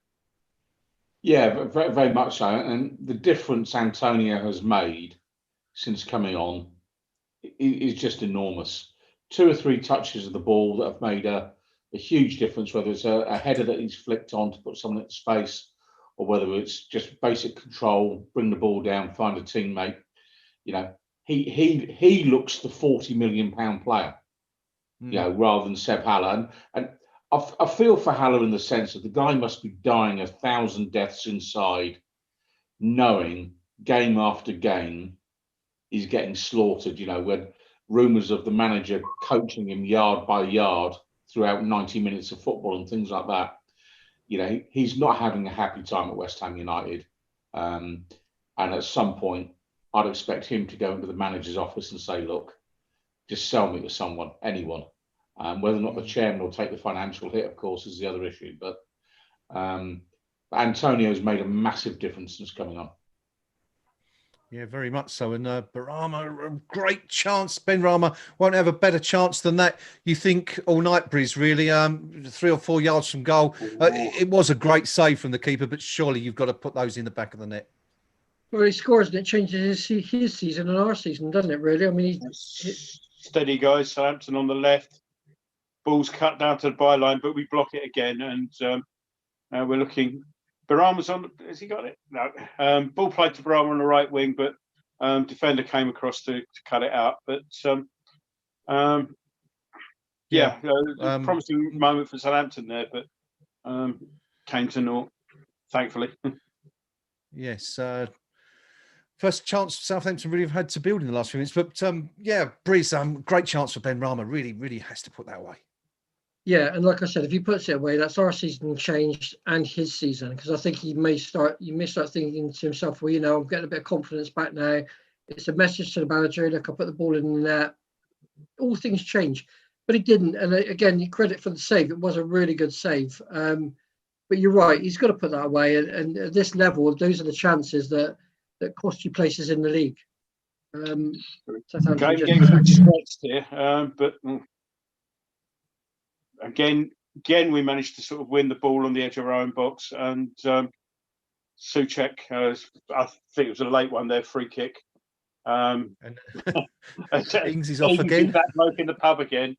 I think he was a bit late in on Dawson. It happened just off screen, if you like, but Dawson, fair play to him. He's had a decent game. I'll give him that. He has, Gnome, hasn't he? Actually, let's talk about that very briefly.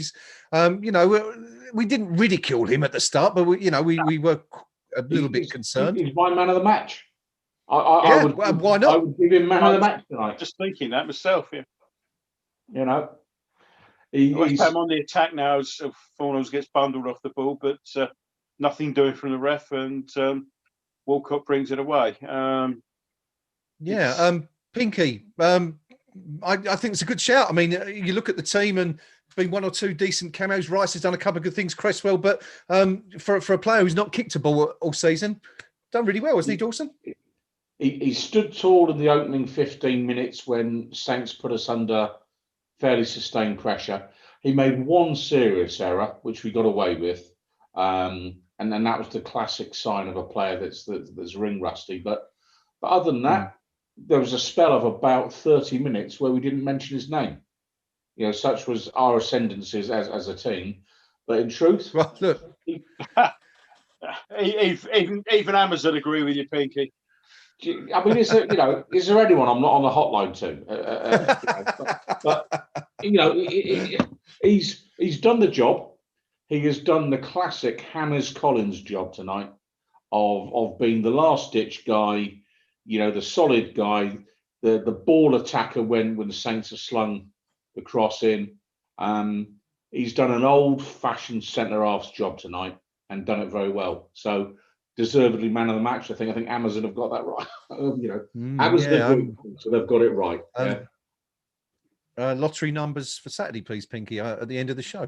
We're just seeing one of those useless stats for the last 5 minutes from Amazon. I'm not quite sure why they seem to do that whenever Southampton have a good spell, because West Ham have had some equally good spells in the second half. And I think, Rio, if you look at the second half, I think we've been closest to scoring, really, and breaking the deadlock.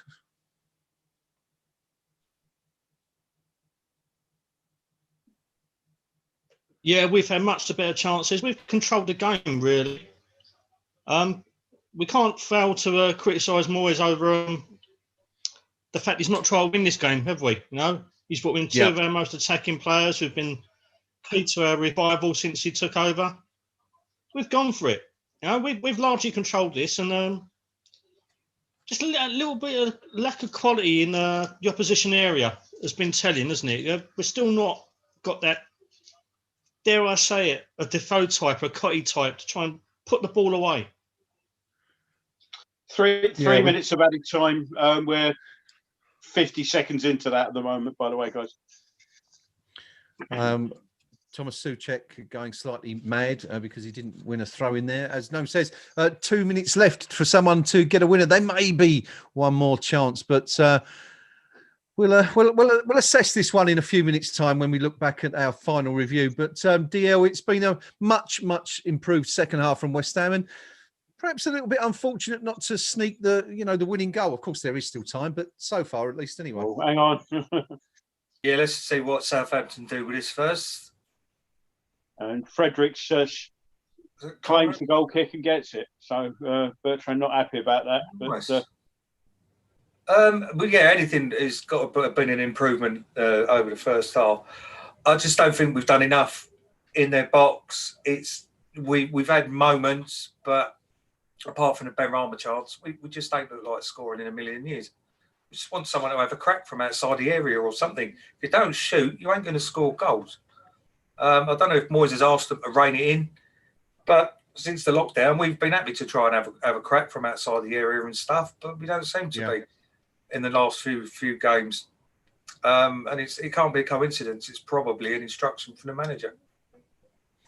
Yes, interesting observation. But yeah, we definitely had been for a while. But anyway, we're approaching the last 30 seconds. It looks like this one's going to end goalless, and it looks like another point in an otherwise entirely forgettable Premier League clash. One last chance. Souček's just been flattened out on the right-hand side, and he's feeling the back of his head. Let's have a look. Put his arm into his back there. Foul. I think it was the head. So I think it was the head, wasn't it? Gnome in the back of his head. But one last chance to. We've got 10 seconds of stoppage left.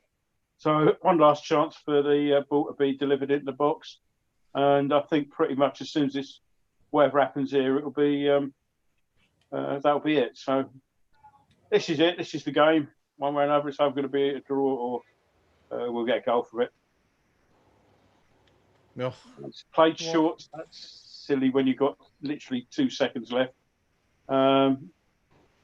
It's now launched in, and that'll be it, really, surely. That was utterly pointless. That was really, really stupid. Yeah, and that's full time.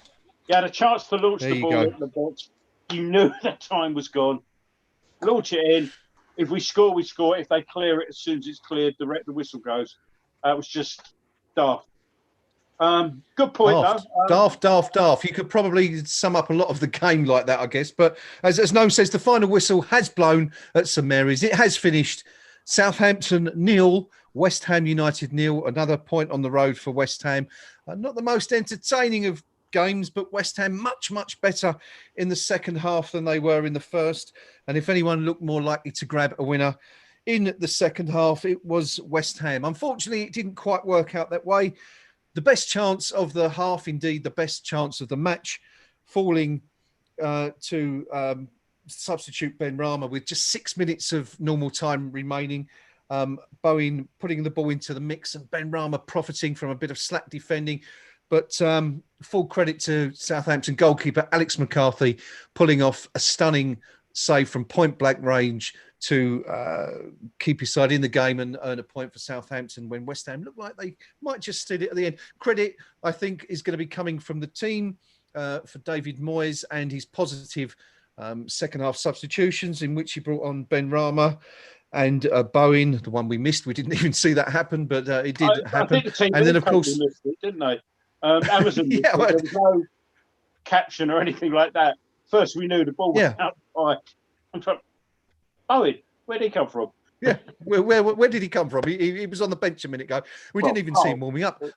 One player we did see warming up for quite some time was Michael Antonio, who came on to play the last 13 minutes as a replacement for Sebastian Haller. Stretches hamstrings, fortunately, no problems, and he looked at quite a handful as it transpired, but wasn't enough to secure a win for West Ham. A word, of course, we'll be talking about man of the match as well. If you're on the YouTube chat, do let us know who you felt was man of the match, whether you agree with Pinky and whether you agree with Amazon. Was it the new man, Dawson, coming in, doing a solid job at the back, or did someone else take your eye? Let's go to the team and grab an instant assessment of what we've seen over the course of the last 90 minutes. We'll start tonight with Bristol Hammer. Breeze, Southampton 0, West Ham United 0. Another point for the Hammers on the road.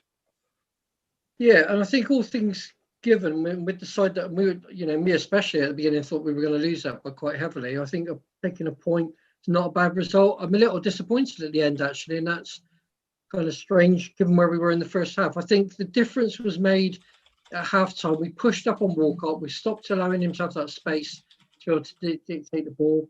Then we kind of moved to a 4-3-3, created some space in between the attackers in the midfield. And look, Southampton didn't know quite how to cope with us. They'd obviously set up for us the way that we were playing in the first half. They didn't quite know what to do in the second half. And I think in the end, we were unlucky not to take it. Again, I think it was a really good point. I think Fornell's worked his socks off. Dawson played well. I'm just disappointed we don't set up to start games more positively. And I think, to be honest with you, if there's any criticism of Moyes, that's my one of his. It's a dangerous game to play when you sit there thinking, I'll go in at halftime 0-0, bring some players on at halftime and change the game around, because you lose a couple of goals at halftime and your options are taken away from you. So I'd like to see us be a bit more positive. I understand why he's gone that way and why he's gone for the point in the end. But, it's a bit disappointing as a fan, and certainly as a West Ham fan, you expect us to be a bit more up for it from the first half. But overall, decent point. I can't see us getting anything from Everton, but I think this at least set us on our way to be a bit more confident. A clean sheet's always good as well. Yeah, always a bonus away from home. Of the three second half substitutes, Breeze, who impressed you most out of Ben Rama, Bowen? We didn't really see a lot of him, and Antonio.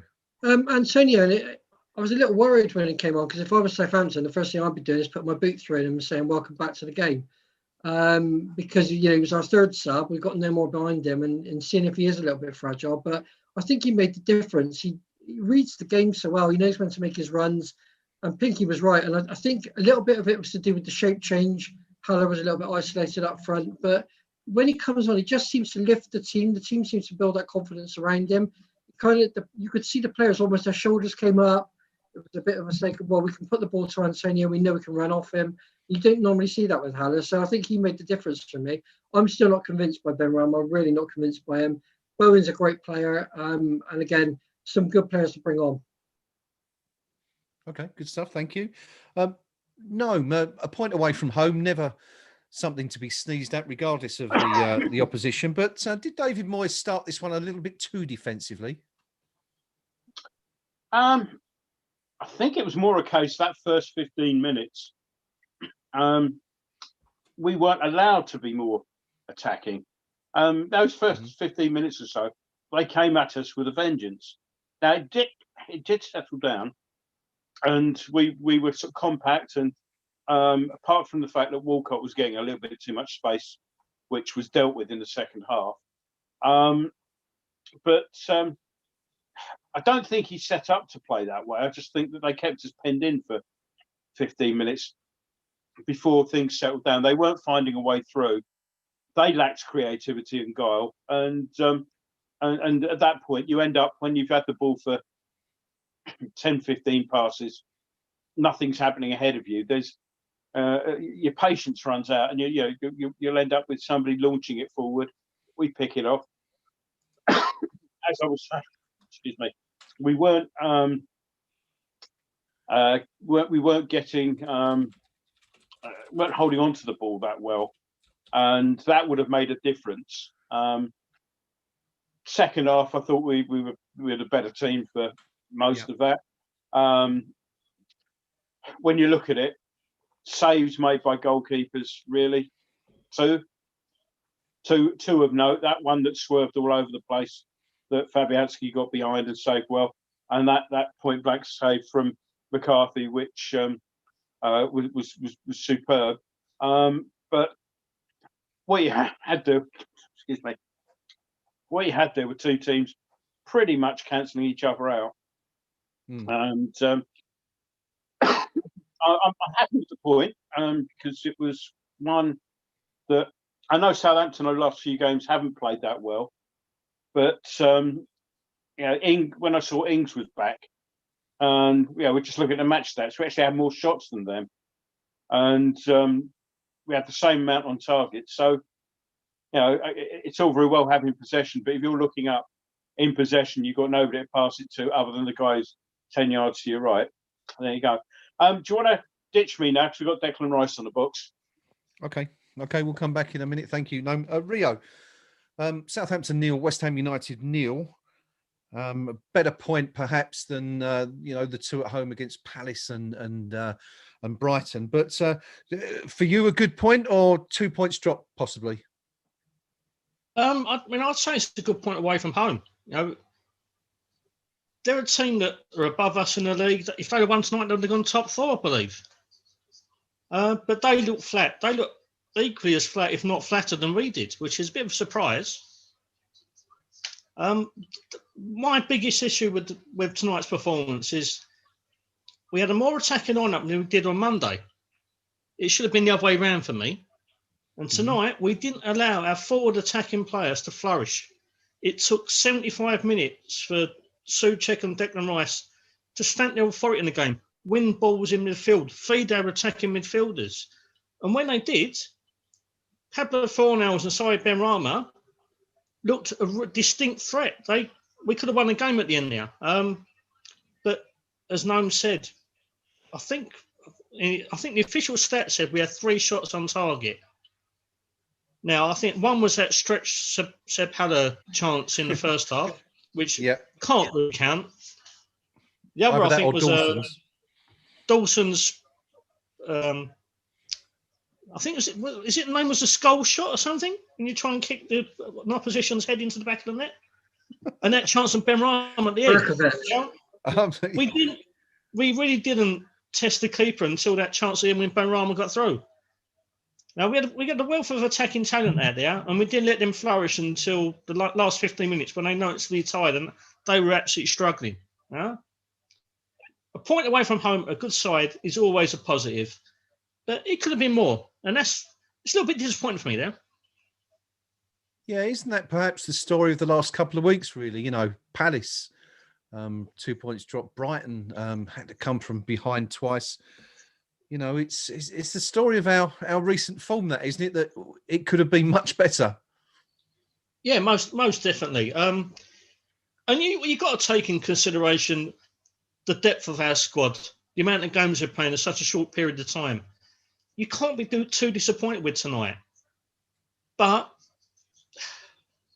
we're going to go back for the same old kind of arguments. If we had more investment, if we had more players at our disposal, I'd even say if we had more of our under-23 squad at our disposal, because they've all been missing because of COVID reasons, most of them not available for selection whatsoever. Maybe a couple of them on the bench could have freshened things up, made things a bit more interesting. I know Moyes isn't the most proactive in terms of giving youth a chance. Mm-hmm. There's a couple of strange decisions today in terms of selection, but one of them, one of his gambles paid off in Craig Dawson, who's never been the most aesthetically pleasing player. He's never going to win plaudits for the beautiful game, is he? But apart from one error in the first half, which thankfully got ruled out for offside, I thought he coped quite admirably. For a player who hasn't played professional football for, was it 4 or 5 months? He did all right. Yeah. Man of the match for you, Rio, tonight, Dawson? I think he's the only one who really stood out, to be honest. Again, it's because of the paucity of game time he's had that he's probably stood out. And then it was a pretty, until the last 15 minutes when we really stepped up, it was an incredibly poor game, wasn't it? And no one else out of our starting 11 really shone. You can't give it to any of the subs. So Dawson for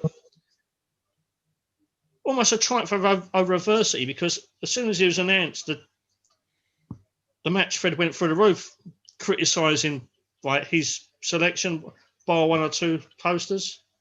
Everyone thought it was an absolute mistake and a half, because he's not a popular person, is he? He was brought in as an emergency loan. He wasn't expected to play a part at all. He's come in. He's been part of a team that's got away to potentially almost a top 4 side if they won tonight, earned a clean sheet. So, yeah, Craig Dawson, well done, mate. Excellent. Thank you very much. Pinky, we're down to 4 now. It looks like we've lost Briz and Dio had to chip off. Pinky, a 0-0 and a point, a decent point. Rio says a decent point on the road, perhaps, but we had opportunities, not too many, but obviously the chance that we've just seen rerun on the TV for those of us that still got it on, that chance for Ben Rama when he really should have scored. And then, of course, a couple more there.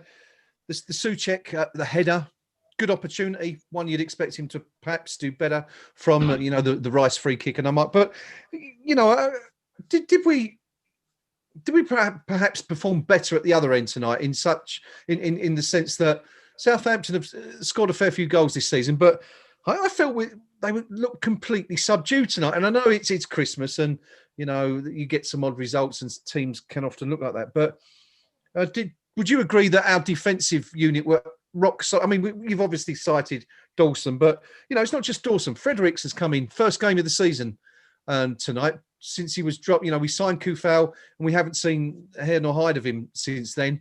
Ogbonna, another good job. Cresswell, a couple of really outstanding moments from Cresswell. That hook back when the ball was going over his head, similar to the was it Rice or Fornell? Sorry, Fornell produced a similar thing. But defensively, I think we look very solid tonight. And to restrict Southampton to 9 shots and 3 on target is credit to them, wouldn't you say?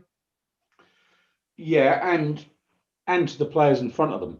Danny Ings, not a single touch in our box tonight. So there's your stat for you. There's your headline. Yeah. I mean, yeah, they did well. I was surprised that Moyes gave Fredericks the nod. I thought he may have rewarded Johnson with the starting point tonight at right back. Yeah. So I think there's probably 2 things going on there. Maybe the manager trying to put a player in the shop window, and maybe taking a bit of pressure off a youngster. So fair enough, he's gone for Fredericks. Ogbonna does what Ogbonna does. He's been a very reliable player for us for a year and a half or so now. But very interestingly, you know, in the second half, it was Dawson who was actually leading the back line. He was controlling the defensive effort and taking command and saying, look, you do this, you do that, which I thought was quite interesting for a player that's an on-loan player from another club in his first game of the season. So fine for him. My bigger concern with tonight, the damage was done in the home fixture against Brighton and Hove Albion, because all the managers look at runs of games and they all say, from that group of games, these are the points we want to pick up and what have you.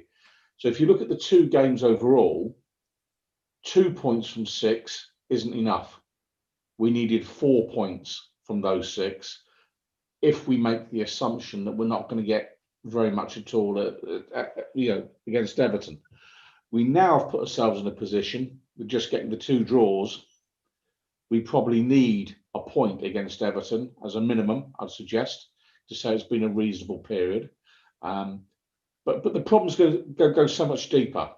Yeah, we've praised Craig Dawson tonight. Well, let's just explore that a bit more. Issa Diop, who we've paid in excess of £20 million for, can't get a game. Seb Haller, who we've paid in excess of £40 million for, as soon as he's gone off and we brought Antonio on, we look a completely different side all of a sudden. You know, we've still got Felipe Anderson playing abroad somewhere.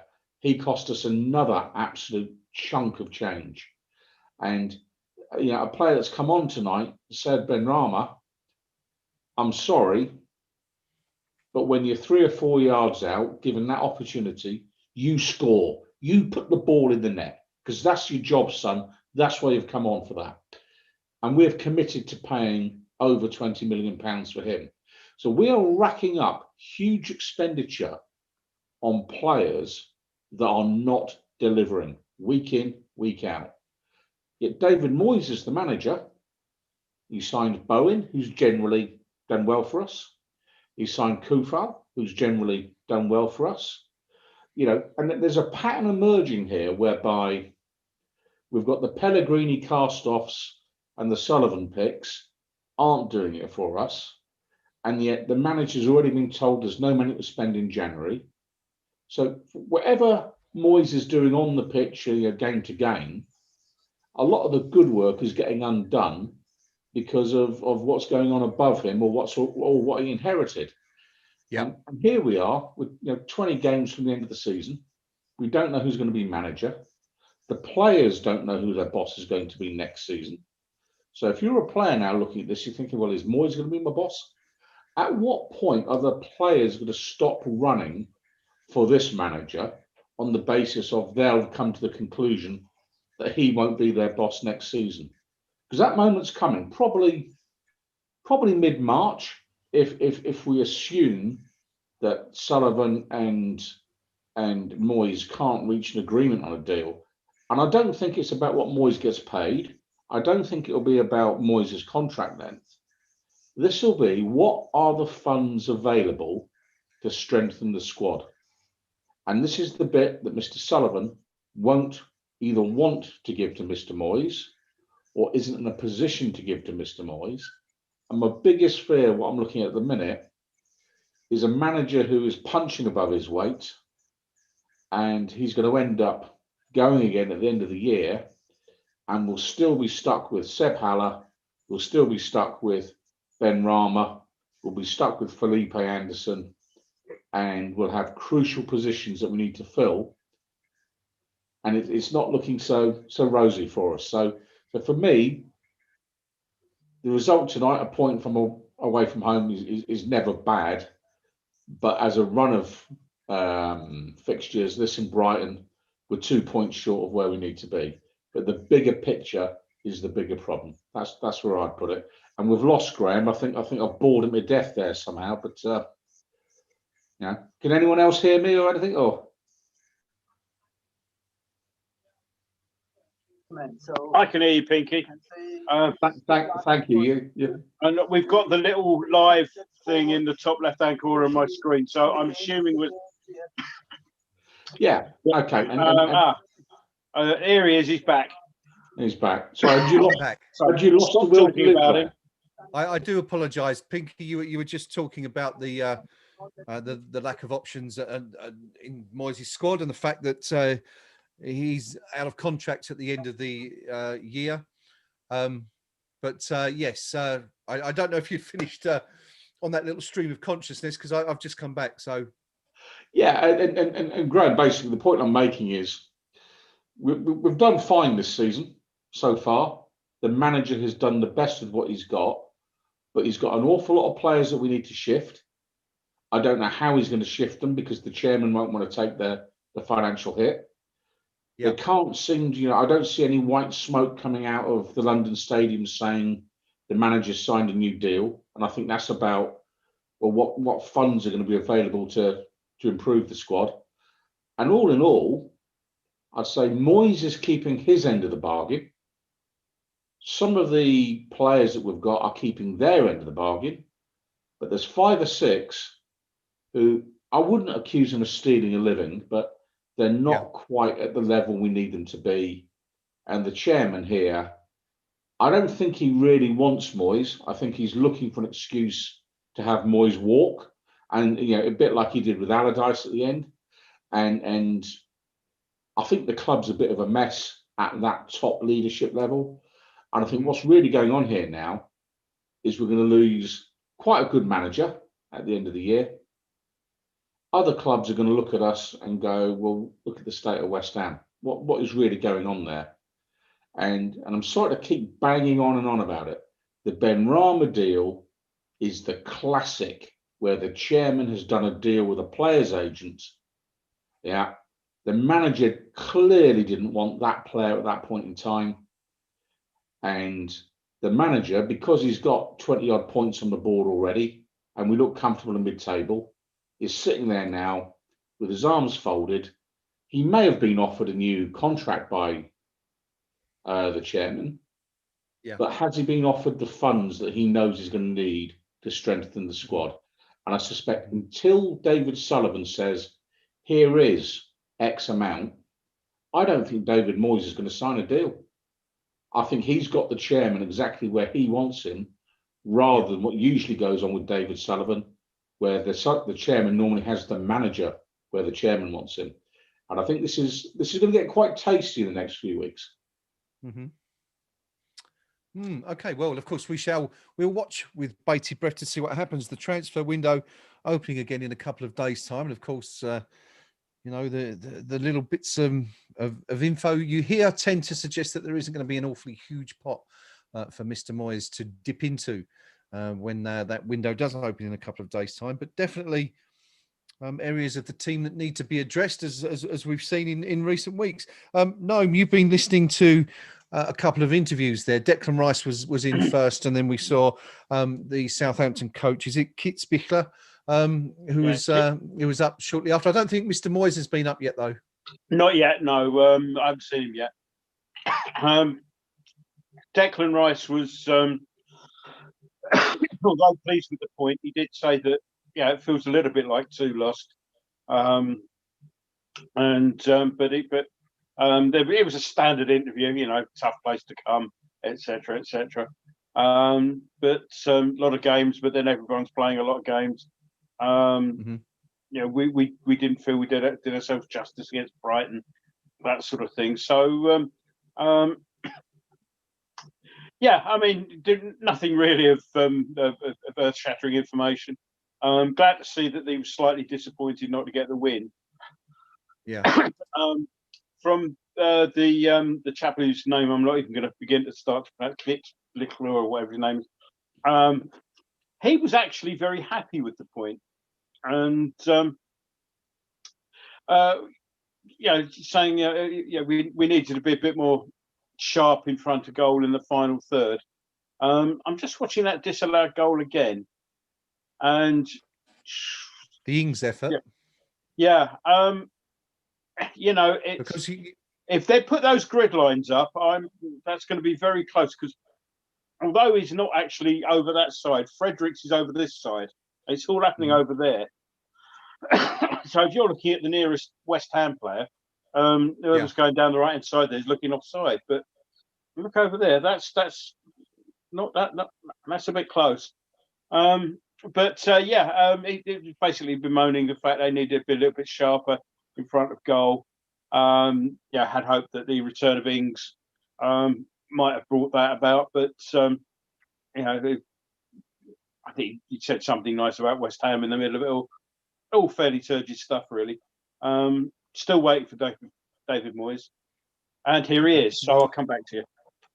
There you go, perfectly timed. On that slide, Graham, somebody on Saints Web has helpfully put up some DIY grid lines, and actually proven that Saints were offside. So so I think we can put that one to bed. Someone's shoulder. It was the player's shoulder was just, and the vertical lines, just, what's utter nonsense. But they're not growing. This is what it's come to. We have the fans now producing our own homemade VAR interpretations. Yeah. What's the general consensus over there, Pinky, on Saints Web with regards to a point for their team? They were petrified when Antonio came on. He was clearly the player of ours they feared the most. They pretty much to a man felt that they themselves were poor tonight, created insufficient, and overall they're happy to get a point and a feeling really they've nicked the point rather than earned the point, if you get my drift. So I think that kind of adds to the sort of feeling we've got, that whilst a point away is never bad, 3 was there for taking for us tonight, and there you go. But no real complaints from Saints Web tonight. Okay, good stuff. While Gnome is listening to David Moyes' comments, we'll have a quick chat with Rio before we move on to that. Rio, it was a decent point. As we said earlier, any point on the road is always a decent one.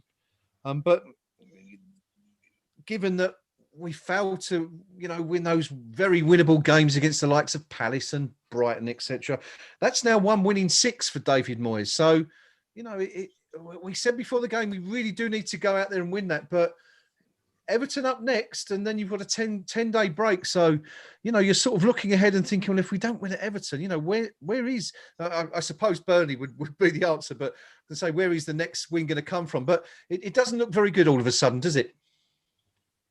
I don't know. I mean, you've got to think that no one expected us to go through that early season phase against the likes of Liverpool, Tottenham, Arsenal, etc., City, in the position that we are already. Everyone thought we would be stone bottom, struggling beyond belief. Yep. But everyone's expected perceptions of how we play and results we pick up were completely flipped on their head, weren't they? No? Against the bigger sides, we flourished, Against the likes of Wolves, who European qualifiers last year, still a decent side, but their frailties in depth have been shown this season. But we destroyed them. Leicester, who until I think yesterday or maybe in today was second, we went away to the Walker Stadium and destroyed them. Yep. It's against teams who we're expected to break down, expect to dominate and kind of play off the park, that we're struggling. I think that's just indicative of the way David Moyes sets up. He's got us playing incredibly compact and quick on the break away from home against bigger sides. At home and against teams we expected to dominate, we struggle. We've got the attacking talent at disposal, so it's really hard to pinpoint exactly where it's going wrong. But I think the safety first attitude really is. It's not counterproductive against bigger teams, is it? But when we have to put a little bit more thought, a little bit more intelligence in the way we play, a little bit more patience, we don't seem to have it. And that's the mentality we have to alter. Maybe we need almost a more in-depth squad that we can chop and change against the level of the opposition. But he's got a tactical setup. It's working for him.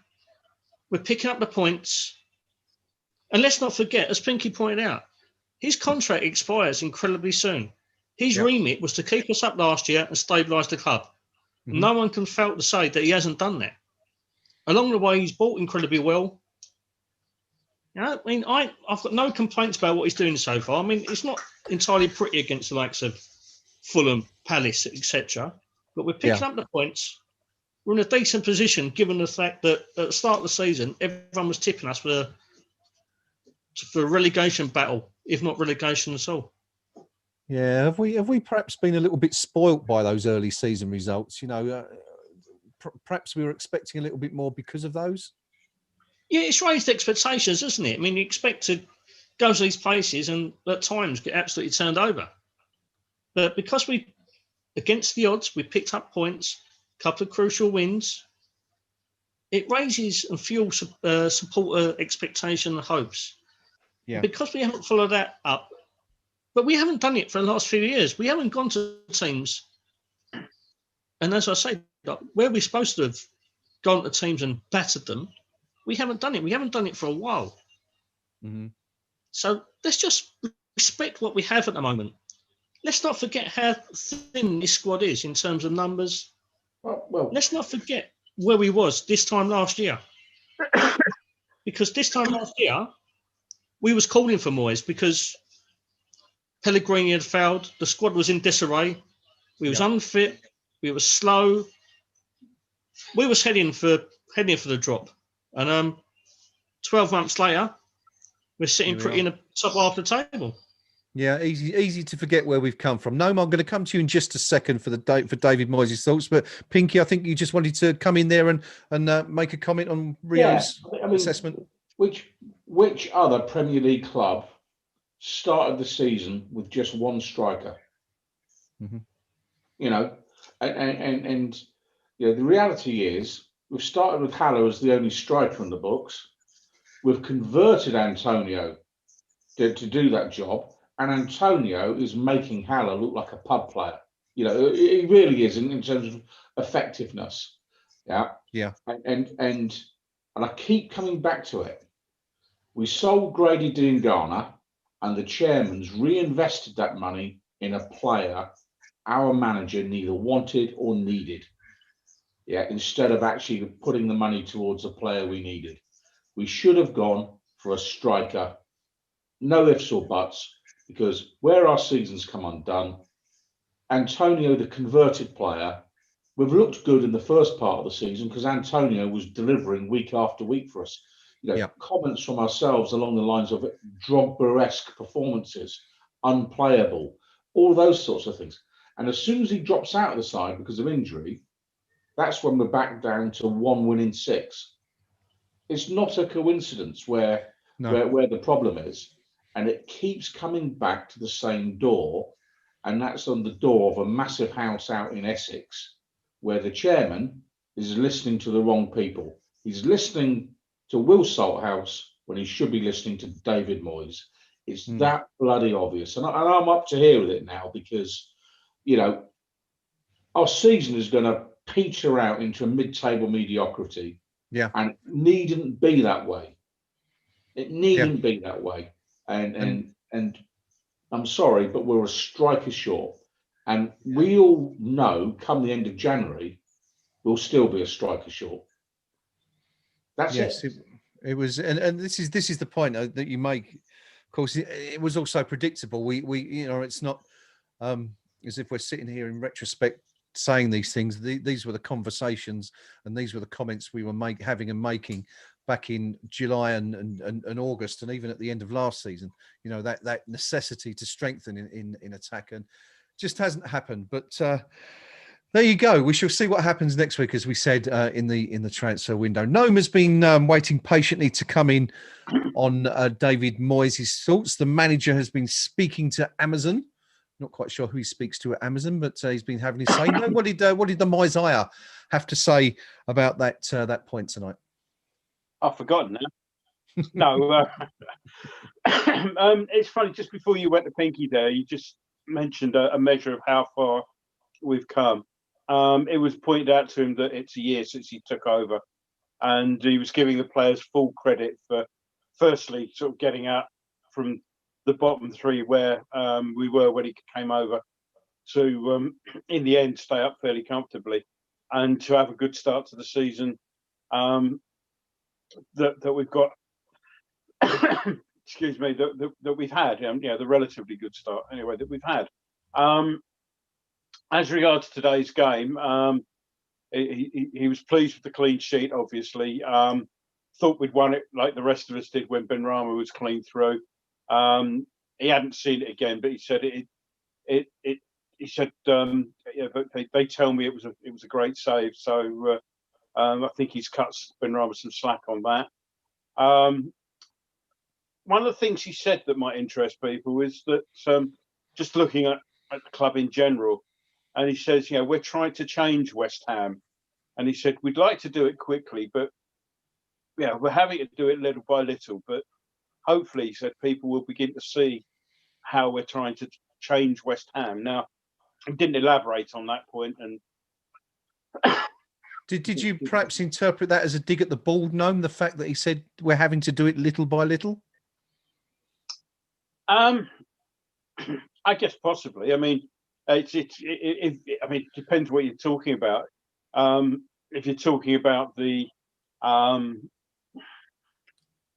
general ethos of the general transfer ethos of bringing in younger players, rather than sort of he can do a job, we'll put him in there, even though he's in his 30s and on his last legs.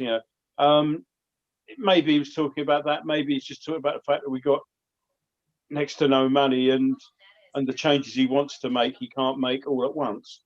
I mean, going off tangent a little bit, but wholesale changes are not necessarily a good thing. Yeah.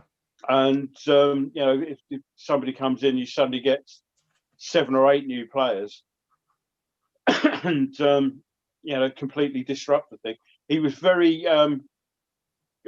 clear about praising the spirit in the club, and the fact that in training he said, what a good squad, what a good bunch that he's got. But I think the general impression I got was happy with the point. Maybe slightly disappointed it wasn't 3, but as somebody pointed out, it's the first clean sheet in 7 games. So, and to be honest, I think you'd asked me before the game, I'd have been happy. Although they haven't been great the last 2 or 3 games, their start of the season hasn't been bad, and especially with Ings back, I think I'd have settled for a point.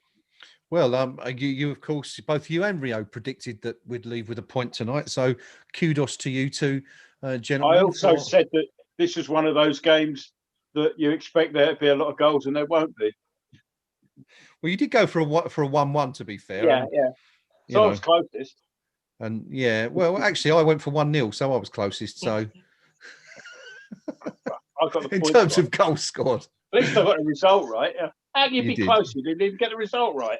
You did. I'm not going to enter into a row with you about this. Now. No, I was right. But I was just going to say, I do apologise if anyone heard my phone talking there during Gnome's view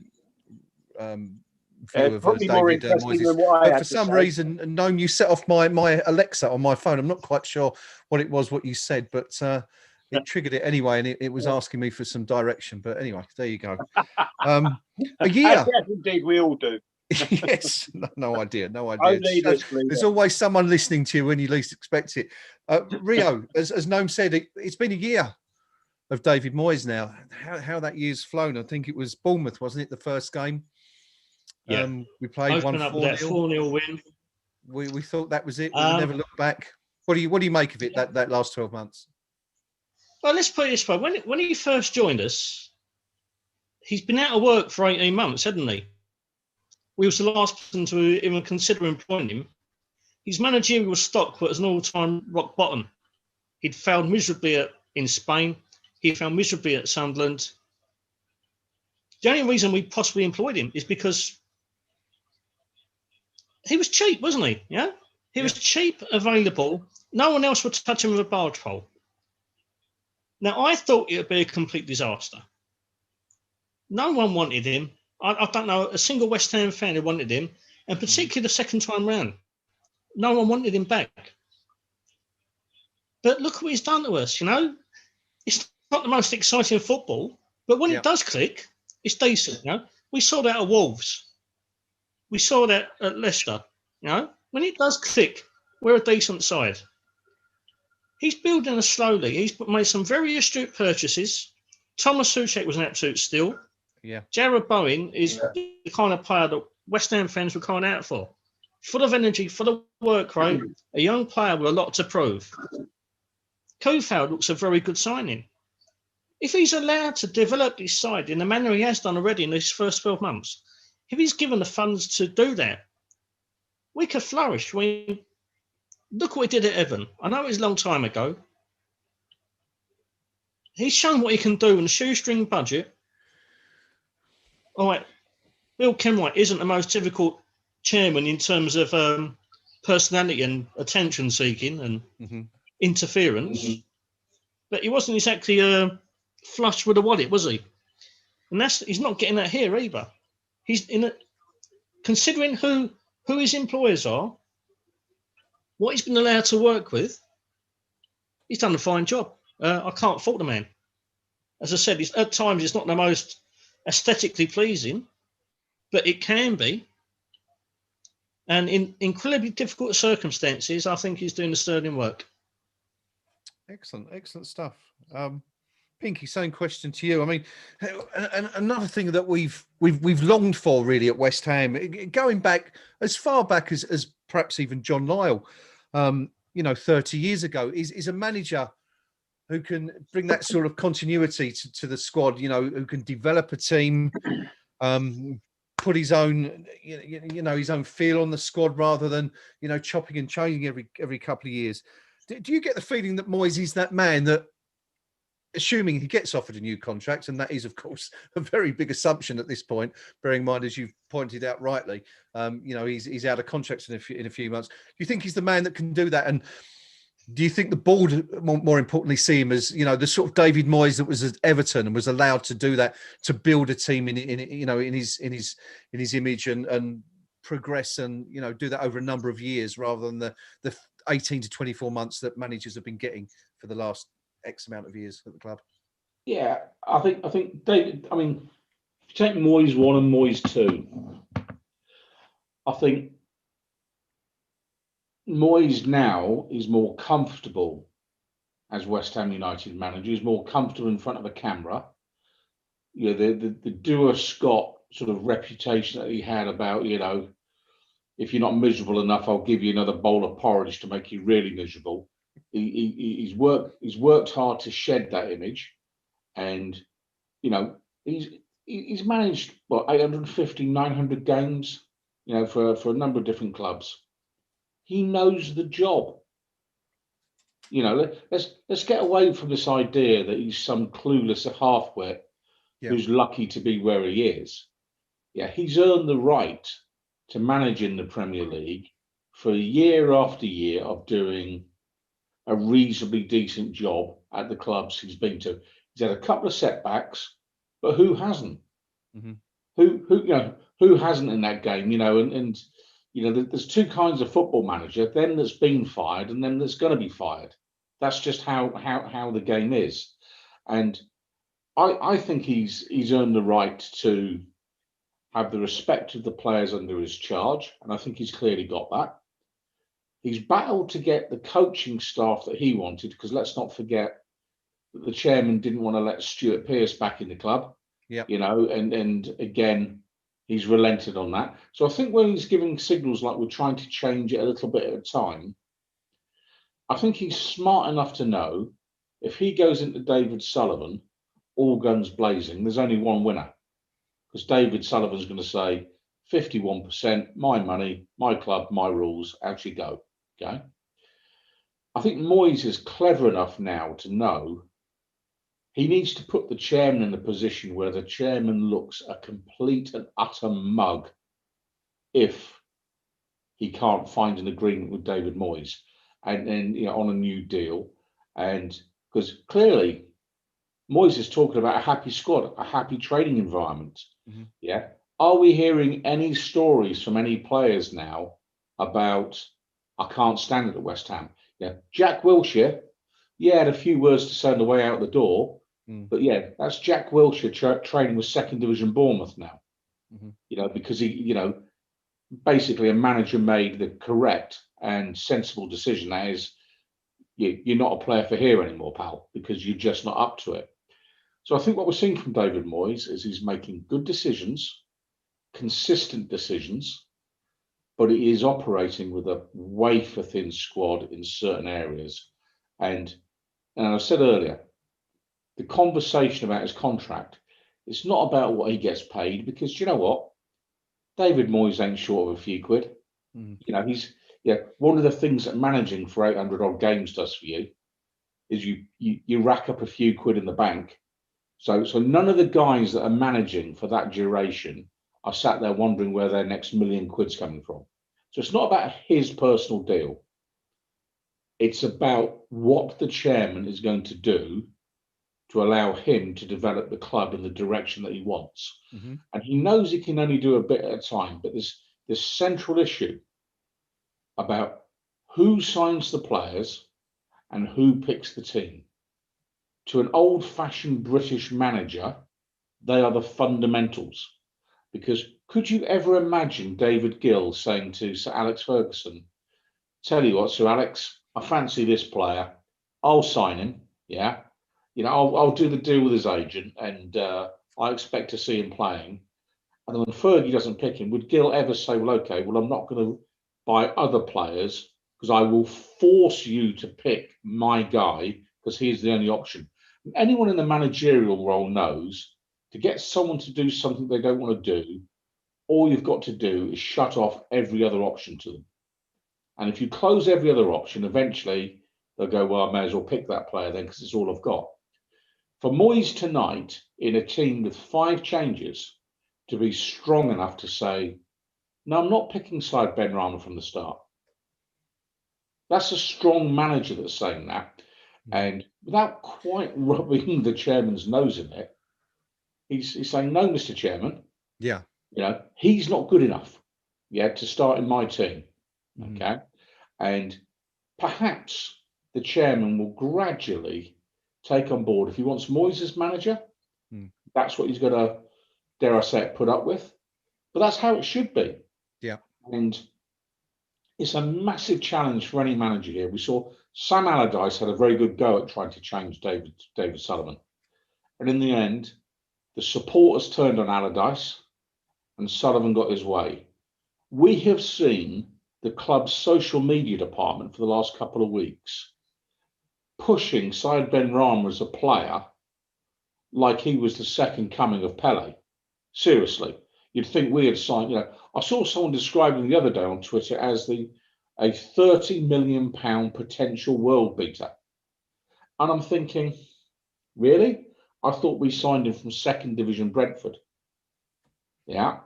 And there's been a massive onslaught, and that's coming from one person's direction, and that is the chairman's. It's all about applying pressure to David Moyes to put him in the starting lineup. And Moyes is strong enough to stand up to that. Yeah. I say hats off to you, David Moyes, because that's what I'd want from a manager. Yeah. And could you ever imagine in the old days, the Kearns family telling John Lyle, well, this is who you're going to pick on Saturday. You got short shrift. I mean, it just wouldn't happen, and it can't happen because I don't think David Sullivan knows anything more about footballers than the 4 of us sat here chatting. Seriously. And there's a battle going on there. Yeah. The manager has got to win for the sake of our football club, because if we lose someone of Moyes' capabilities, where do we go? Who's next up? We've seen Pellegrini come in, blow a load of money, and we're now stuck with players we can't shift. He's been replaced by a manager who's actually spent wisely, but is having to sing for his supper. This doesn't look right. It doesn't feel right. So for me, I'm happy with what Moyes is doing. We can all debate, does he start enough positively and all the rest of it? Okay. But the first thing he's got to do is seize control of who decides which players come in and out of the club. Is it him as the football professional or the chairman? Okay. And that for me is the fundamental question. Okay. I was going to ask you there, Pinky, if you felt that lineup tonight was potentially a message to David Sullivan and the ball, but I think you've answered that question anyway there. Yeah, in part, because, if you make 5 changes, and you still won't give the chairman signing a start, send your message, okay? Yeah. And you've brought him on just to show a degree of fairness. There you go, you've got 30 minutes. The player had the one gilt-edged opportunity in the game. Yeah. He didn't take it. I'm sorry. Yeah. There's your answer, Mr. Chairman. And there'll be people watching this now going, bloody hell, you're being a bit harsh. I think they may already be. He's only had half an hour. But do you know what? Yeah. When Jeff Hurst was banging an hat-tricks in World Cup finals, one game, one day for immortality. What side Ben Rama? Would you say he'd be able to do that? And that's the level, that's the standard. The top draw, when they get that one chance, they take it. Yes, definitely the best chance of well, not just for West Ham, but the best chance for anyone in the game, that opportunity that fell to side Ben Rama. But of course, as we did say, massive credit to McCarthy in the Southampton goal. It was, and in fairness to Ben Rama, I suppose he didn't have an awful lot to aim at. It was something he had to take on the spur of the moment. But yeah, you do expect, I suppose, a forward player to find the net from that range. But anyway, thank you, Pinky, for your assessment there. Gnome, finally, on this subject, and we'll wrap it up shortly after this. But 12 months of the boss, the Dow Scott, as he was previously referred to, as Pinky pointed out. Now, is he the Mosiah, or is he just a very naughty boy? If someone wants to look it up somewhere, there's probably footage of me being interviewed by ITV, the local London news, when he first arrived, and me expressing dismay, partly at his arrival and partly because they were interviewing me outside on a bloody freezing December afternoon. So I wasn't happy when he arrived. Hands up and all that. What I would say is, having been in his company a fair bit from time to time over the years, I've done all the press conferences and things like that. I would back him. I would praise him for his honesty and his integrity.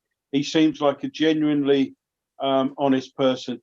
Not for him, if we played badly, to come out and say, well, that was a 0-0 draw, but here, look at my laptop. Here's the stats that prove we were actually watching the 1970 World Cup final. And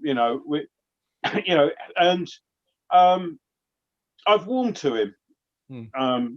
And I'd still like to see a little bit more in the way of an attacking flair, but it's always a balancing act. And I get the impression that, and we're going to compare managers. So, I mean, Pellegrini, forget that. But if we're going to compare him with, say, Allardyce,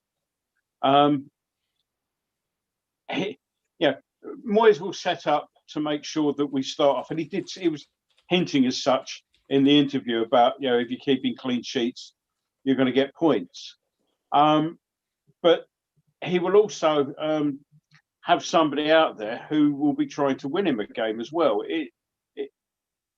He'll be happy with the point, quite rightly so, because it's away at Southampton.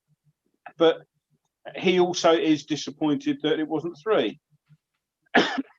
Whereas Allardyce would be beaming over the 0-0 draw as if it were 3, because that's what he wanted, and anything else would be a bonus. So he's got a little bit more attacking sensibility than perhaps he's ever given credit for. I'll put my hands up. In the past, I've probably been as guilty of thinking that as anyone. Pinky said he's got the poison chalice of dealing with our owners. Well, and I always think, well, good luck to him with that, because you never quite know what you're up against with that lot. So I did like his comment about, we're trying to change West Ham here. Now, you can interpret that as a dig at the chairman. You can interpret that as just a general step change in the culture. Sorry, no. What did you think he meant by that? What exactly is it you think he's trying to change, or did he infer that he was attempting to change? Difficult to say. I mean, because it kind of came out of a little bit of it lacked a bit of context. Okay. But I mean, from what I took of it, when he said, maybe not as quickly as we'd like, although it might not come quickly, but hopefully people can see where things are changing. I mean, we're not going into every game now thinking that we're definitely going to lose. Mm-hmm. We were slightly perhaps pessimistic at the start of this one, because Southampton have probably had a slightly better start to the season. We didn't really take into account the fact that the last few games they haven't done much. But, we're no longer going into every game thinking, God, I hope we can get something out of this. And, we started looking forward to games a bit more. Yeah. As much as you can when you can't go to the damn things. But well, it's actually a really but it's a really good point, isn't it? I mean, since we've been doing these broadcasts, when did we start? At the end of was it July? I think it was at the end of July we started. They've been great fun. There's few games that I can think of that we've sat here and we've been scathing of the team and Moyes, is there? We on the whole. Without wishing to generalise, it's been pretty entertaining stuff, hasn't it? Yeah, it's not been bad at all. I mean, Newcastle is the one game that is immediately leaping to mind this season where it just didn't work. And, what happened? Things got changed around. We didn't beat Arsenal, but we should have done, perhaps. And, something had to be done. He did it. He wasn't saying, well, okay, maybe it'll work next week and all that. He's been proactive in that respect. Okay. Sometimes, sometimes the substitutions have been a bit delayed or a bit late. Even that, I think he's been a little bit more proactive in that. I mean, to the extent that he's sneaking on players without us noticing now. But no, as I say, I've wanted. I'm pleased with what he's done. Yeah, with what I think is despite the owners rather than because of. Okay. We've got whatever shirt buttons we can find down the back of the sofa to spend this January if the noises coming out from that general direction are to be believed. So it's he's, as I say, Shrewsbury, but he's working marvels considering what we've got. He did say today, and Piggy mentioning 5 changes and Benrahma's not amongst them. He did say that the majority of changes he felt were forced upon him by the fact that we've got we had 24 hours turnaround in between games, and he was. I think sometimes we can be a bit guilty of reading political message into things which may or may not be there. Sure. I mean, I don't think Benrahma's been playing well enough to merit a start. Now, that's so I wouldn't have picked him. That would have nothing to do with what I thought of the chairman. It's I wouldn't pick him at the moment at the start. But he did say that this was the first match that he's felt able to do that, because he was asked about squad depth. Yeah. And when you look at it, now that Antonio's back in contention, and boy, wasn't he a breath of fresh air this afternoon or this evening. Now that Antonio's back in contention, the only main sort of worry we've got is Arthur, who again was instrumental in the way we were playing. Yeah, shame that came at a real bad time, didn't it? That injury. Since both him and Antonio were out, he's been, as he put it, trying to get that blend right. So, and because there've been various knocks here and there, I don't know where Balbuena was today, for example. Maybe he was just given the afternoon or the evening off. But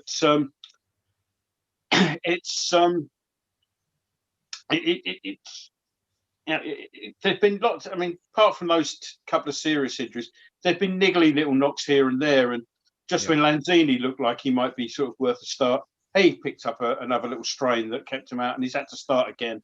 Yeah. And so he did say today's the first day that he's actually felt that he's had a best of squad as he can muster. Arthur, obviously, and he mentioned Arthur by name, saying a big loss to the way we play. So yeah. But overall, you're you know, as you say, you're pleased. I think it's fair to say with what you've seen from the last 12 months.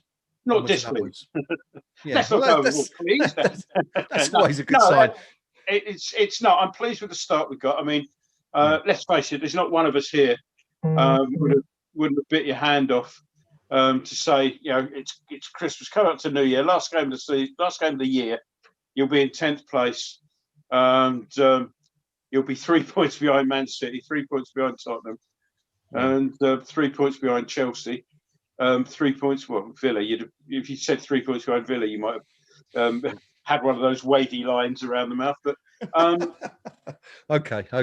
So it seems that we're all in agreement anyway. Everyone's reasonably happy. It's healthy that we're disappointed that we're not actually better.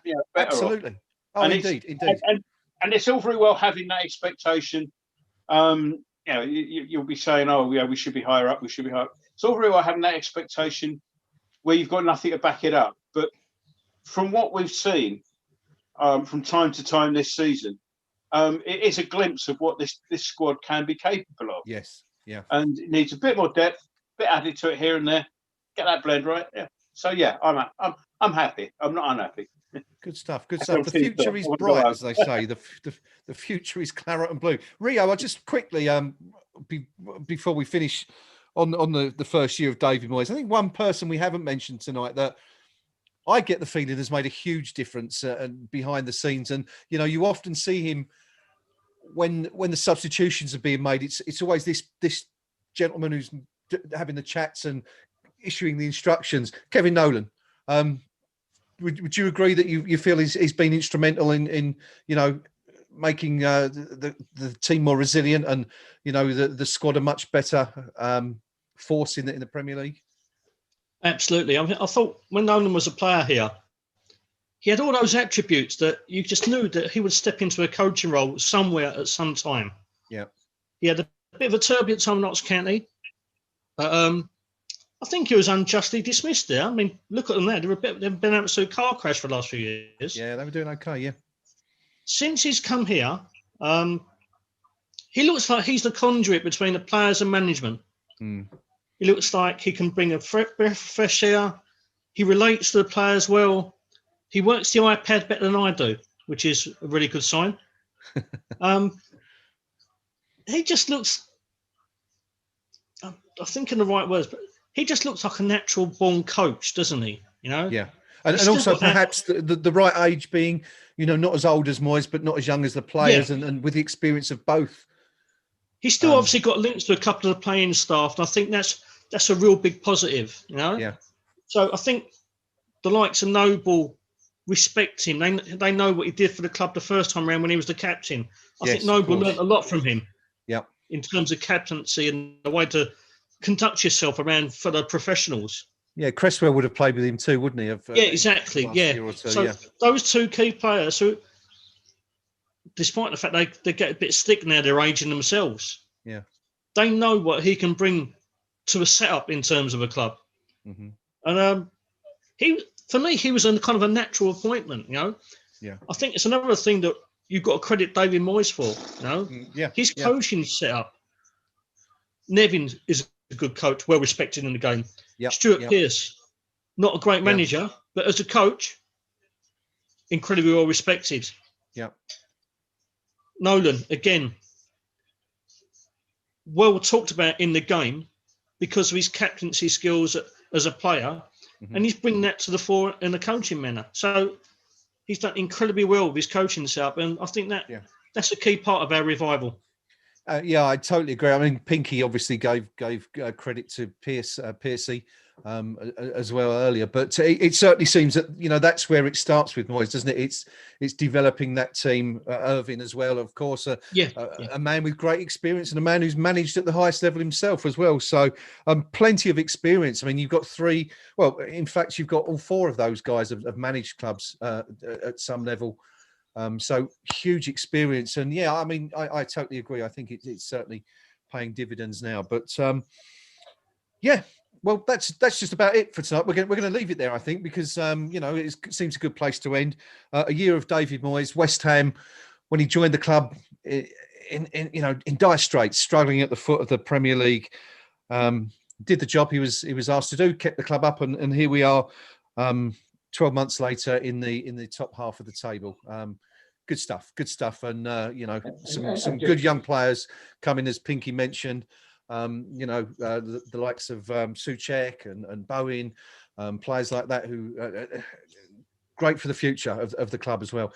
Couple of points before we do go. Just wanted to touch on the match stats. Finally, Gnome did refer to them during the roundup there. They flashed on the TV, but if you hadn't been watching the TV, you wouldn't have seen them. So possession-wise, Southampton 63% to West Ham 37%. 8 shots for Southampton, 3 on target, 9 for West Ham, 3 on target. The XG stat, which is quite an important one. Interestingly, Southampton's XG only 0.67, at West Ham 1.07. I suggest that much of that was probably due to that Ben Rama chance right at the death there. But a decent point really for West Ham. Next game up is Everton. So very, very quickly, gentlemen, what are you expecting from West Ham, and do you see us getting anything, Pinky? I think we could. I think we could get a point. I think they're the form team at the minute. They're all guns blazing. Calvert-Lewin is doing the business for them. Which shows the benefit of a goal scorer. But if we're in a position to have Antonio starting, that makes us stronger straight away. So if we can get our best 11 on the pitch, I think we can get a point. And I just want to make one other small point, if I may, on a year under Moyes. 16 matches last season, we were 30 points behind Liverpool. Okay. Currently, we're 9 points behind them, albeit they've got a game in hand, but we've narrowed the gap massively with the runaway, champions from last season. And if people can't see that as progress, bearing in mind the manager has spent relatively little, then I don't know what they really think progress is. So he's done well. I think the big challenge, Everton, he gets his first 11 on the field. And it isn't going to be because we won't have Arthur there, but get 10 of the 11 out there, you've got a fighting chance. So I'm going to go for a point against Everton. Okay, good stuff. Thank you, Pinky. Gnome, how do you see that one going? Do you think, we can take a point, or even, who knows, even win it up there? I mean, last time we went to Goodison Park was earlier in the season. Of course, we played there in the Carabao Cup, and it wasn't our first team. It wasn't really a good barometer to judge West Ham by, but beaten 4-1. You're presumably hoping we can do better this time around. Yeah, a lot more optimistic. Having seen just how well we played with Antonio and how much of a difference he made. Assume he hasn't done anything nasty and this evening, and I don't know if they fly or get a train or coach or whatever they do. Doesn't get himself in an uncomfortable position on the way back tonight, and he's fit. I've got every. We may not win, but I've got every thoughts of as Pinky said, I think a draw's not out of the question. Nor should it be. That's to say those last few minutes when he came on, it really was a breath of fresh air. Yeah. And it just shows the folly of that half he played a few weeks back, I can't remember the game now, where he came on for that first half and clearly wasn't up and ready for it. And, you know, it's another 4, 5, 6 weeks, however, for him to get back. So, okay. They'll need to nurture him, but yeah, I think so, yeah. Fairly confident. Good stuff. Good stuff. Rio, finally, Michail Antonio, hopefully back firing on all cylinders, ready to go at the Toffees. Can we make it sticky for them up there? I'm a little bit more apprehensive because 3 games in 6 days isn't, with a wafer thin squad, isn't the best preparation, is it? But, you know, we've got a 10-day break afterwards. If we can tell our side one last big effort, then you've got a big rest. It's not beyond the realms of possibility. I've got a lot of games apprehensive before this season and been pleasantly surprised by getting points here and there, the odd win. So why not? Why can't we do it? Excellent. So there you go. Everyone ending the year. What a difference! What a difference 12 months has made.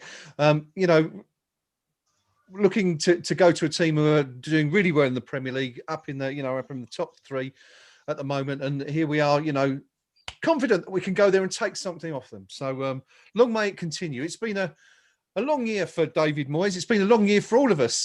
This time last year, we'd never done one of these broadcasts, but here we are sort of 6, 7 months later, and feels like we've been doing them forever. But just leaves me to say, well, yeah, it's. I just want to say thank you, really, to everybody who's joined us on these streams over the course of the last few months. You know, it's been great fun doing them with the guys, and really, really enjoyable. And it's been great having your comments and you know, feeding back on that, and you letting us know what you think of the shows and of the matches as they go on. And as I say, it's been great fun, and we really do thank you for sticking with us over the last few months. And the way it's going, we could be here for many, many more months or even years before any of us have the opportunity to get back to the Olympic Stadium and watch games for real. Remember that. Could be a thing of the past. So as I always say, if you haven't subscribed to our YouTube channel yet, please do so. There's where is it? It's over there somewhere. There's a subscribe button you can hit there where that enables you to be notified of every broadcast we do, all our content that we put up. We're planning loads of stuff for next year. We're hoping to bring you a lot more on KUMB TV on our YouTube channel. As for tonight, it's ended Southampton 0, West Ham United 0. Another point on the road for the Hammers. And we end the year in the top half of the table. And who would have predicted that, given where we were 12 months ago? It's Everton, New Year's Day. Until then, it just leaves me to wish all of you a very, very happy New Year. I'm sure you won't be out doing much, but enjoy it as best you can. And we'll see you all here again in another 48 hours or so. Until then, come on, you Irons.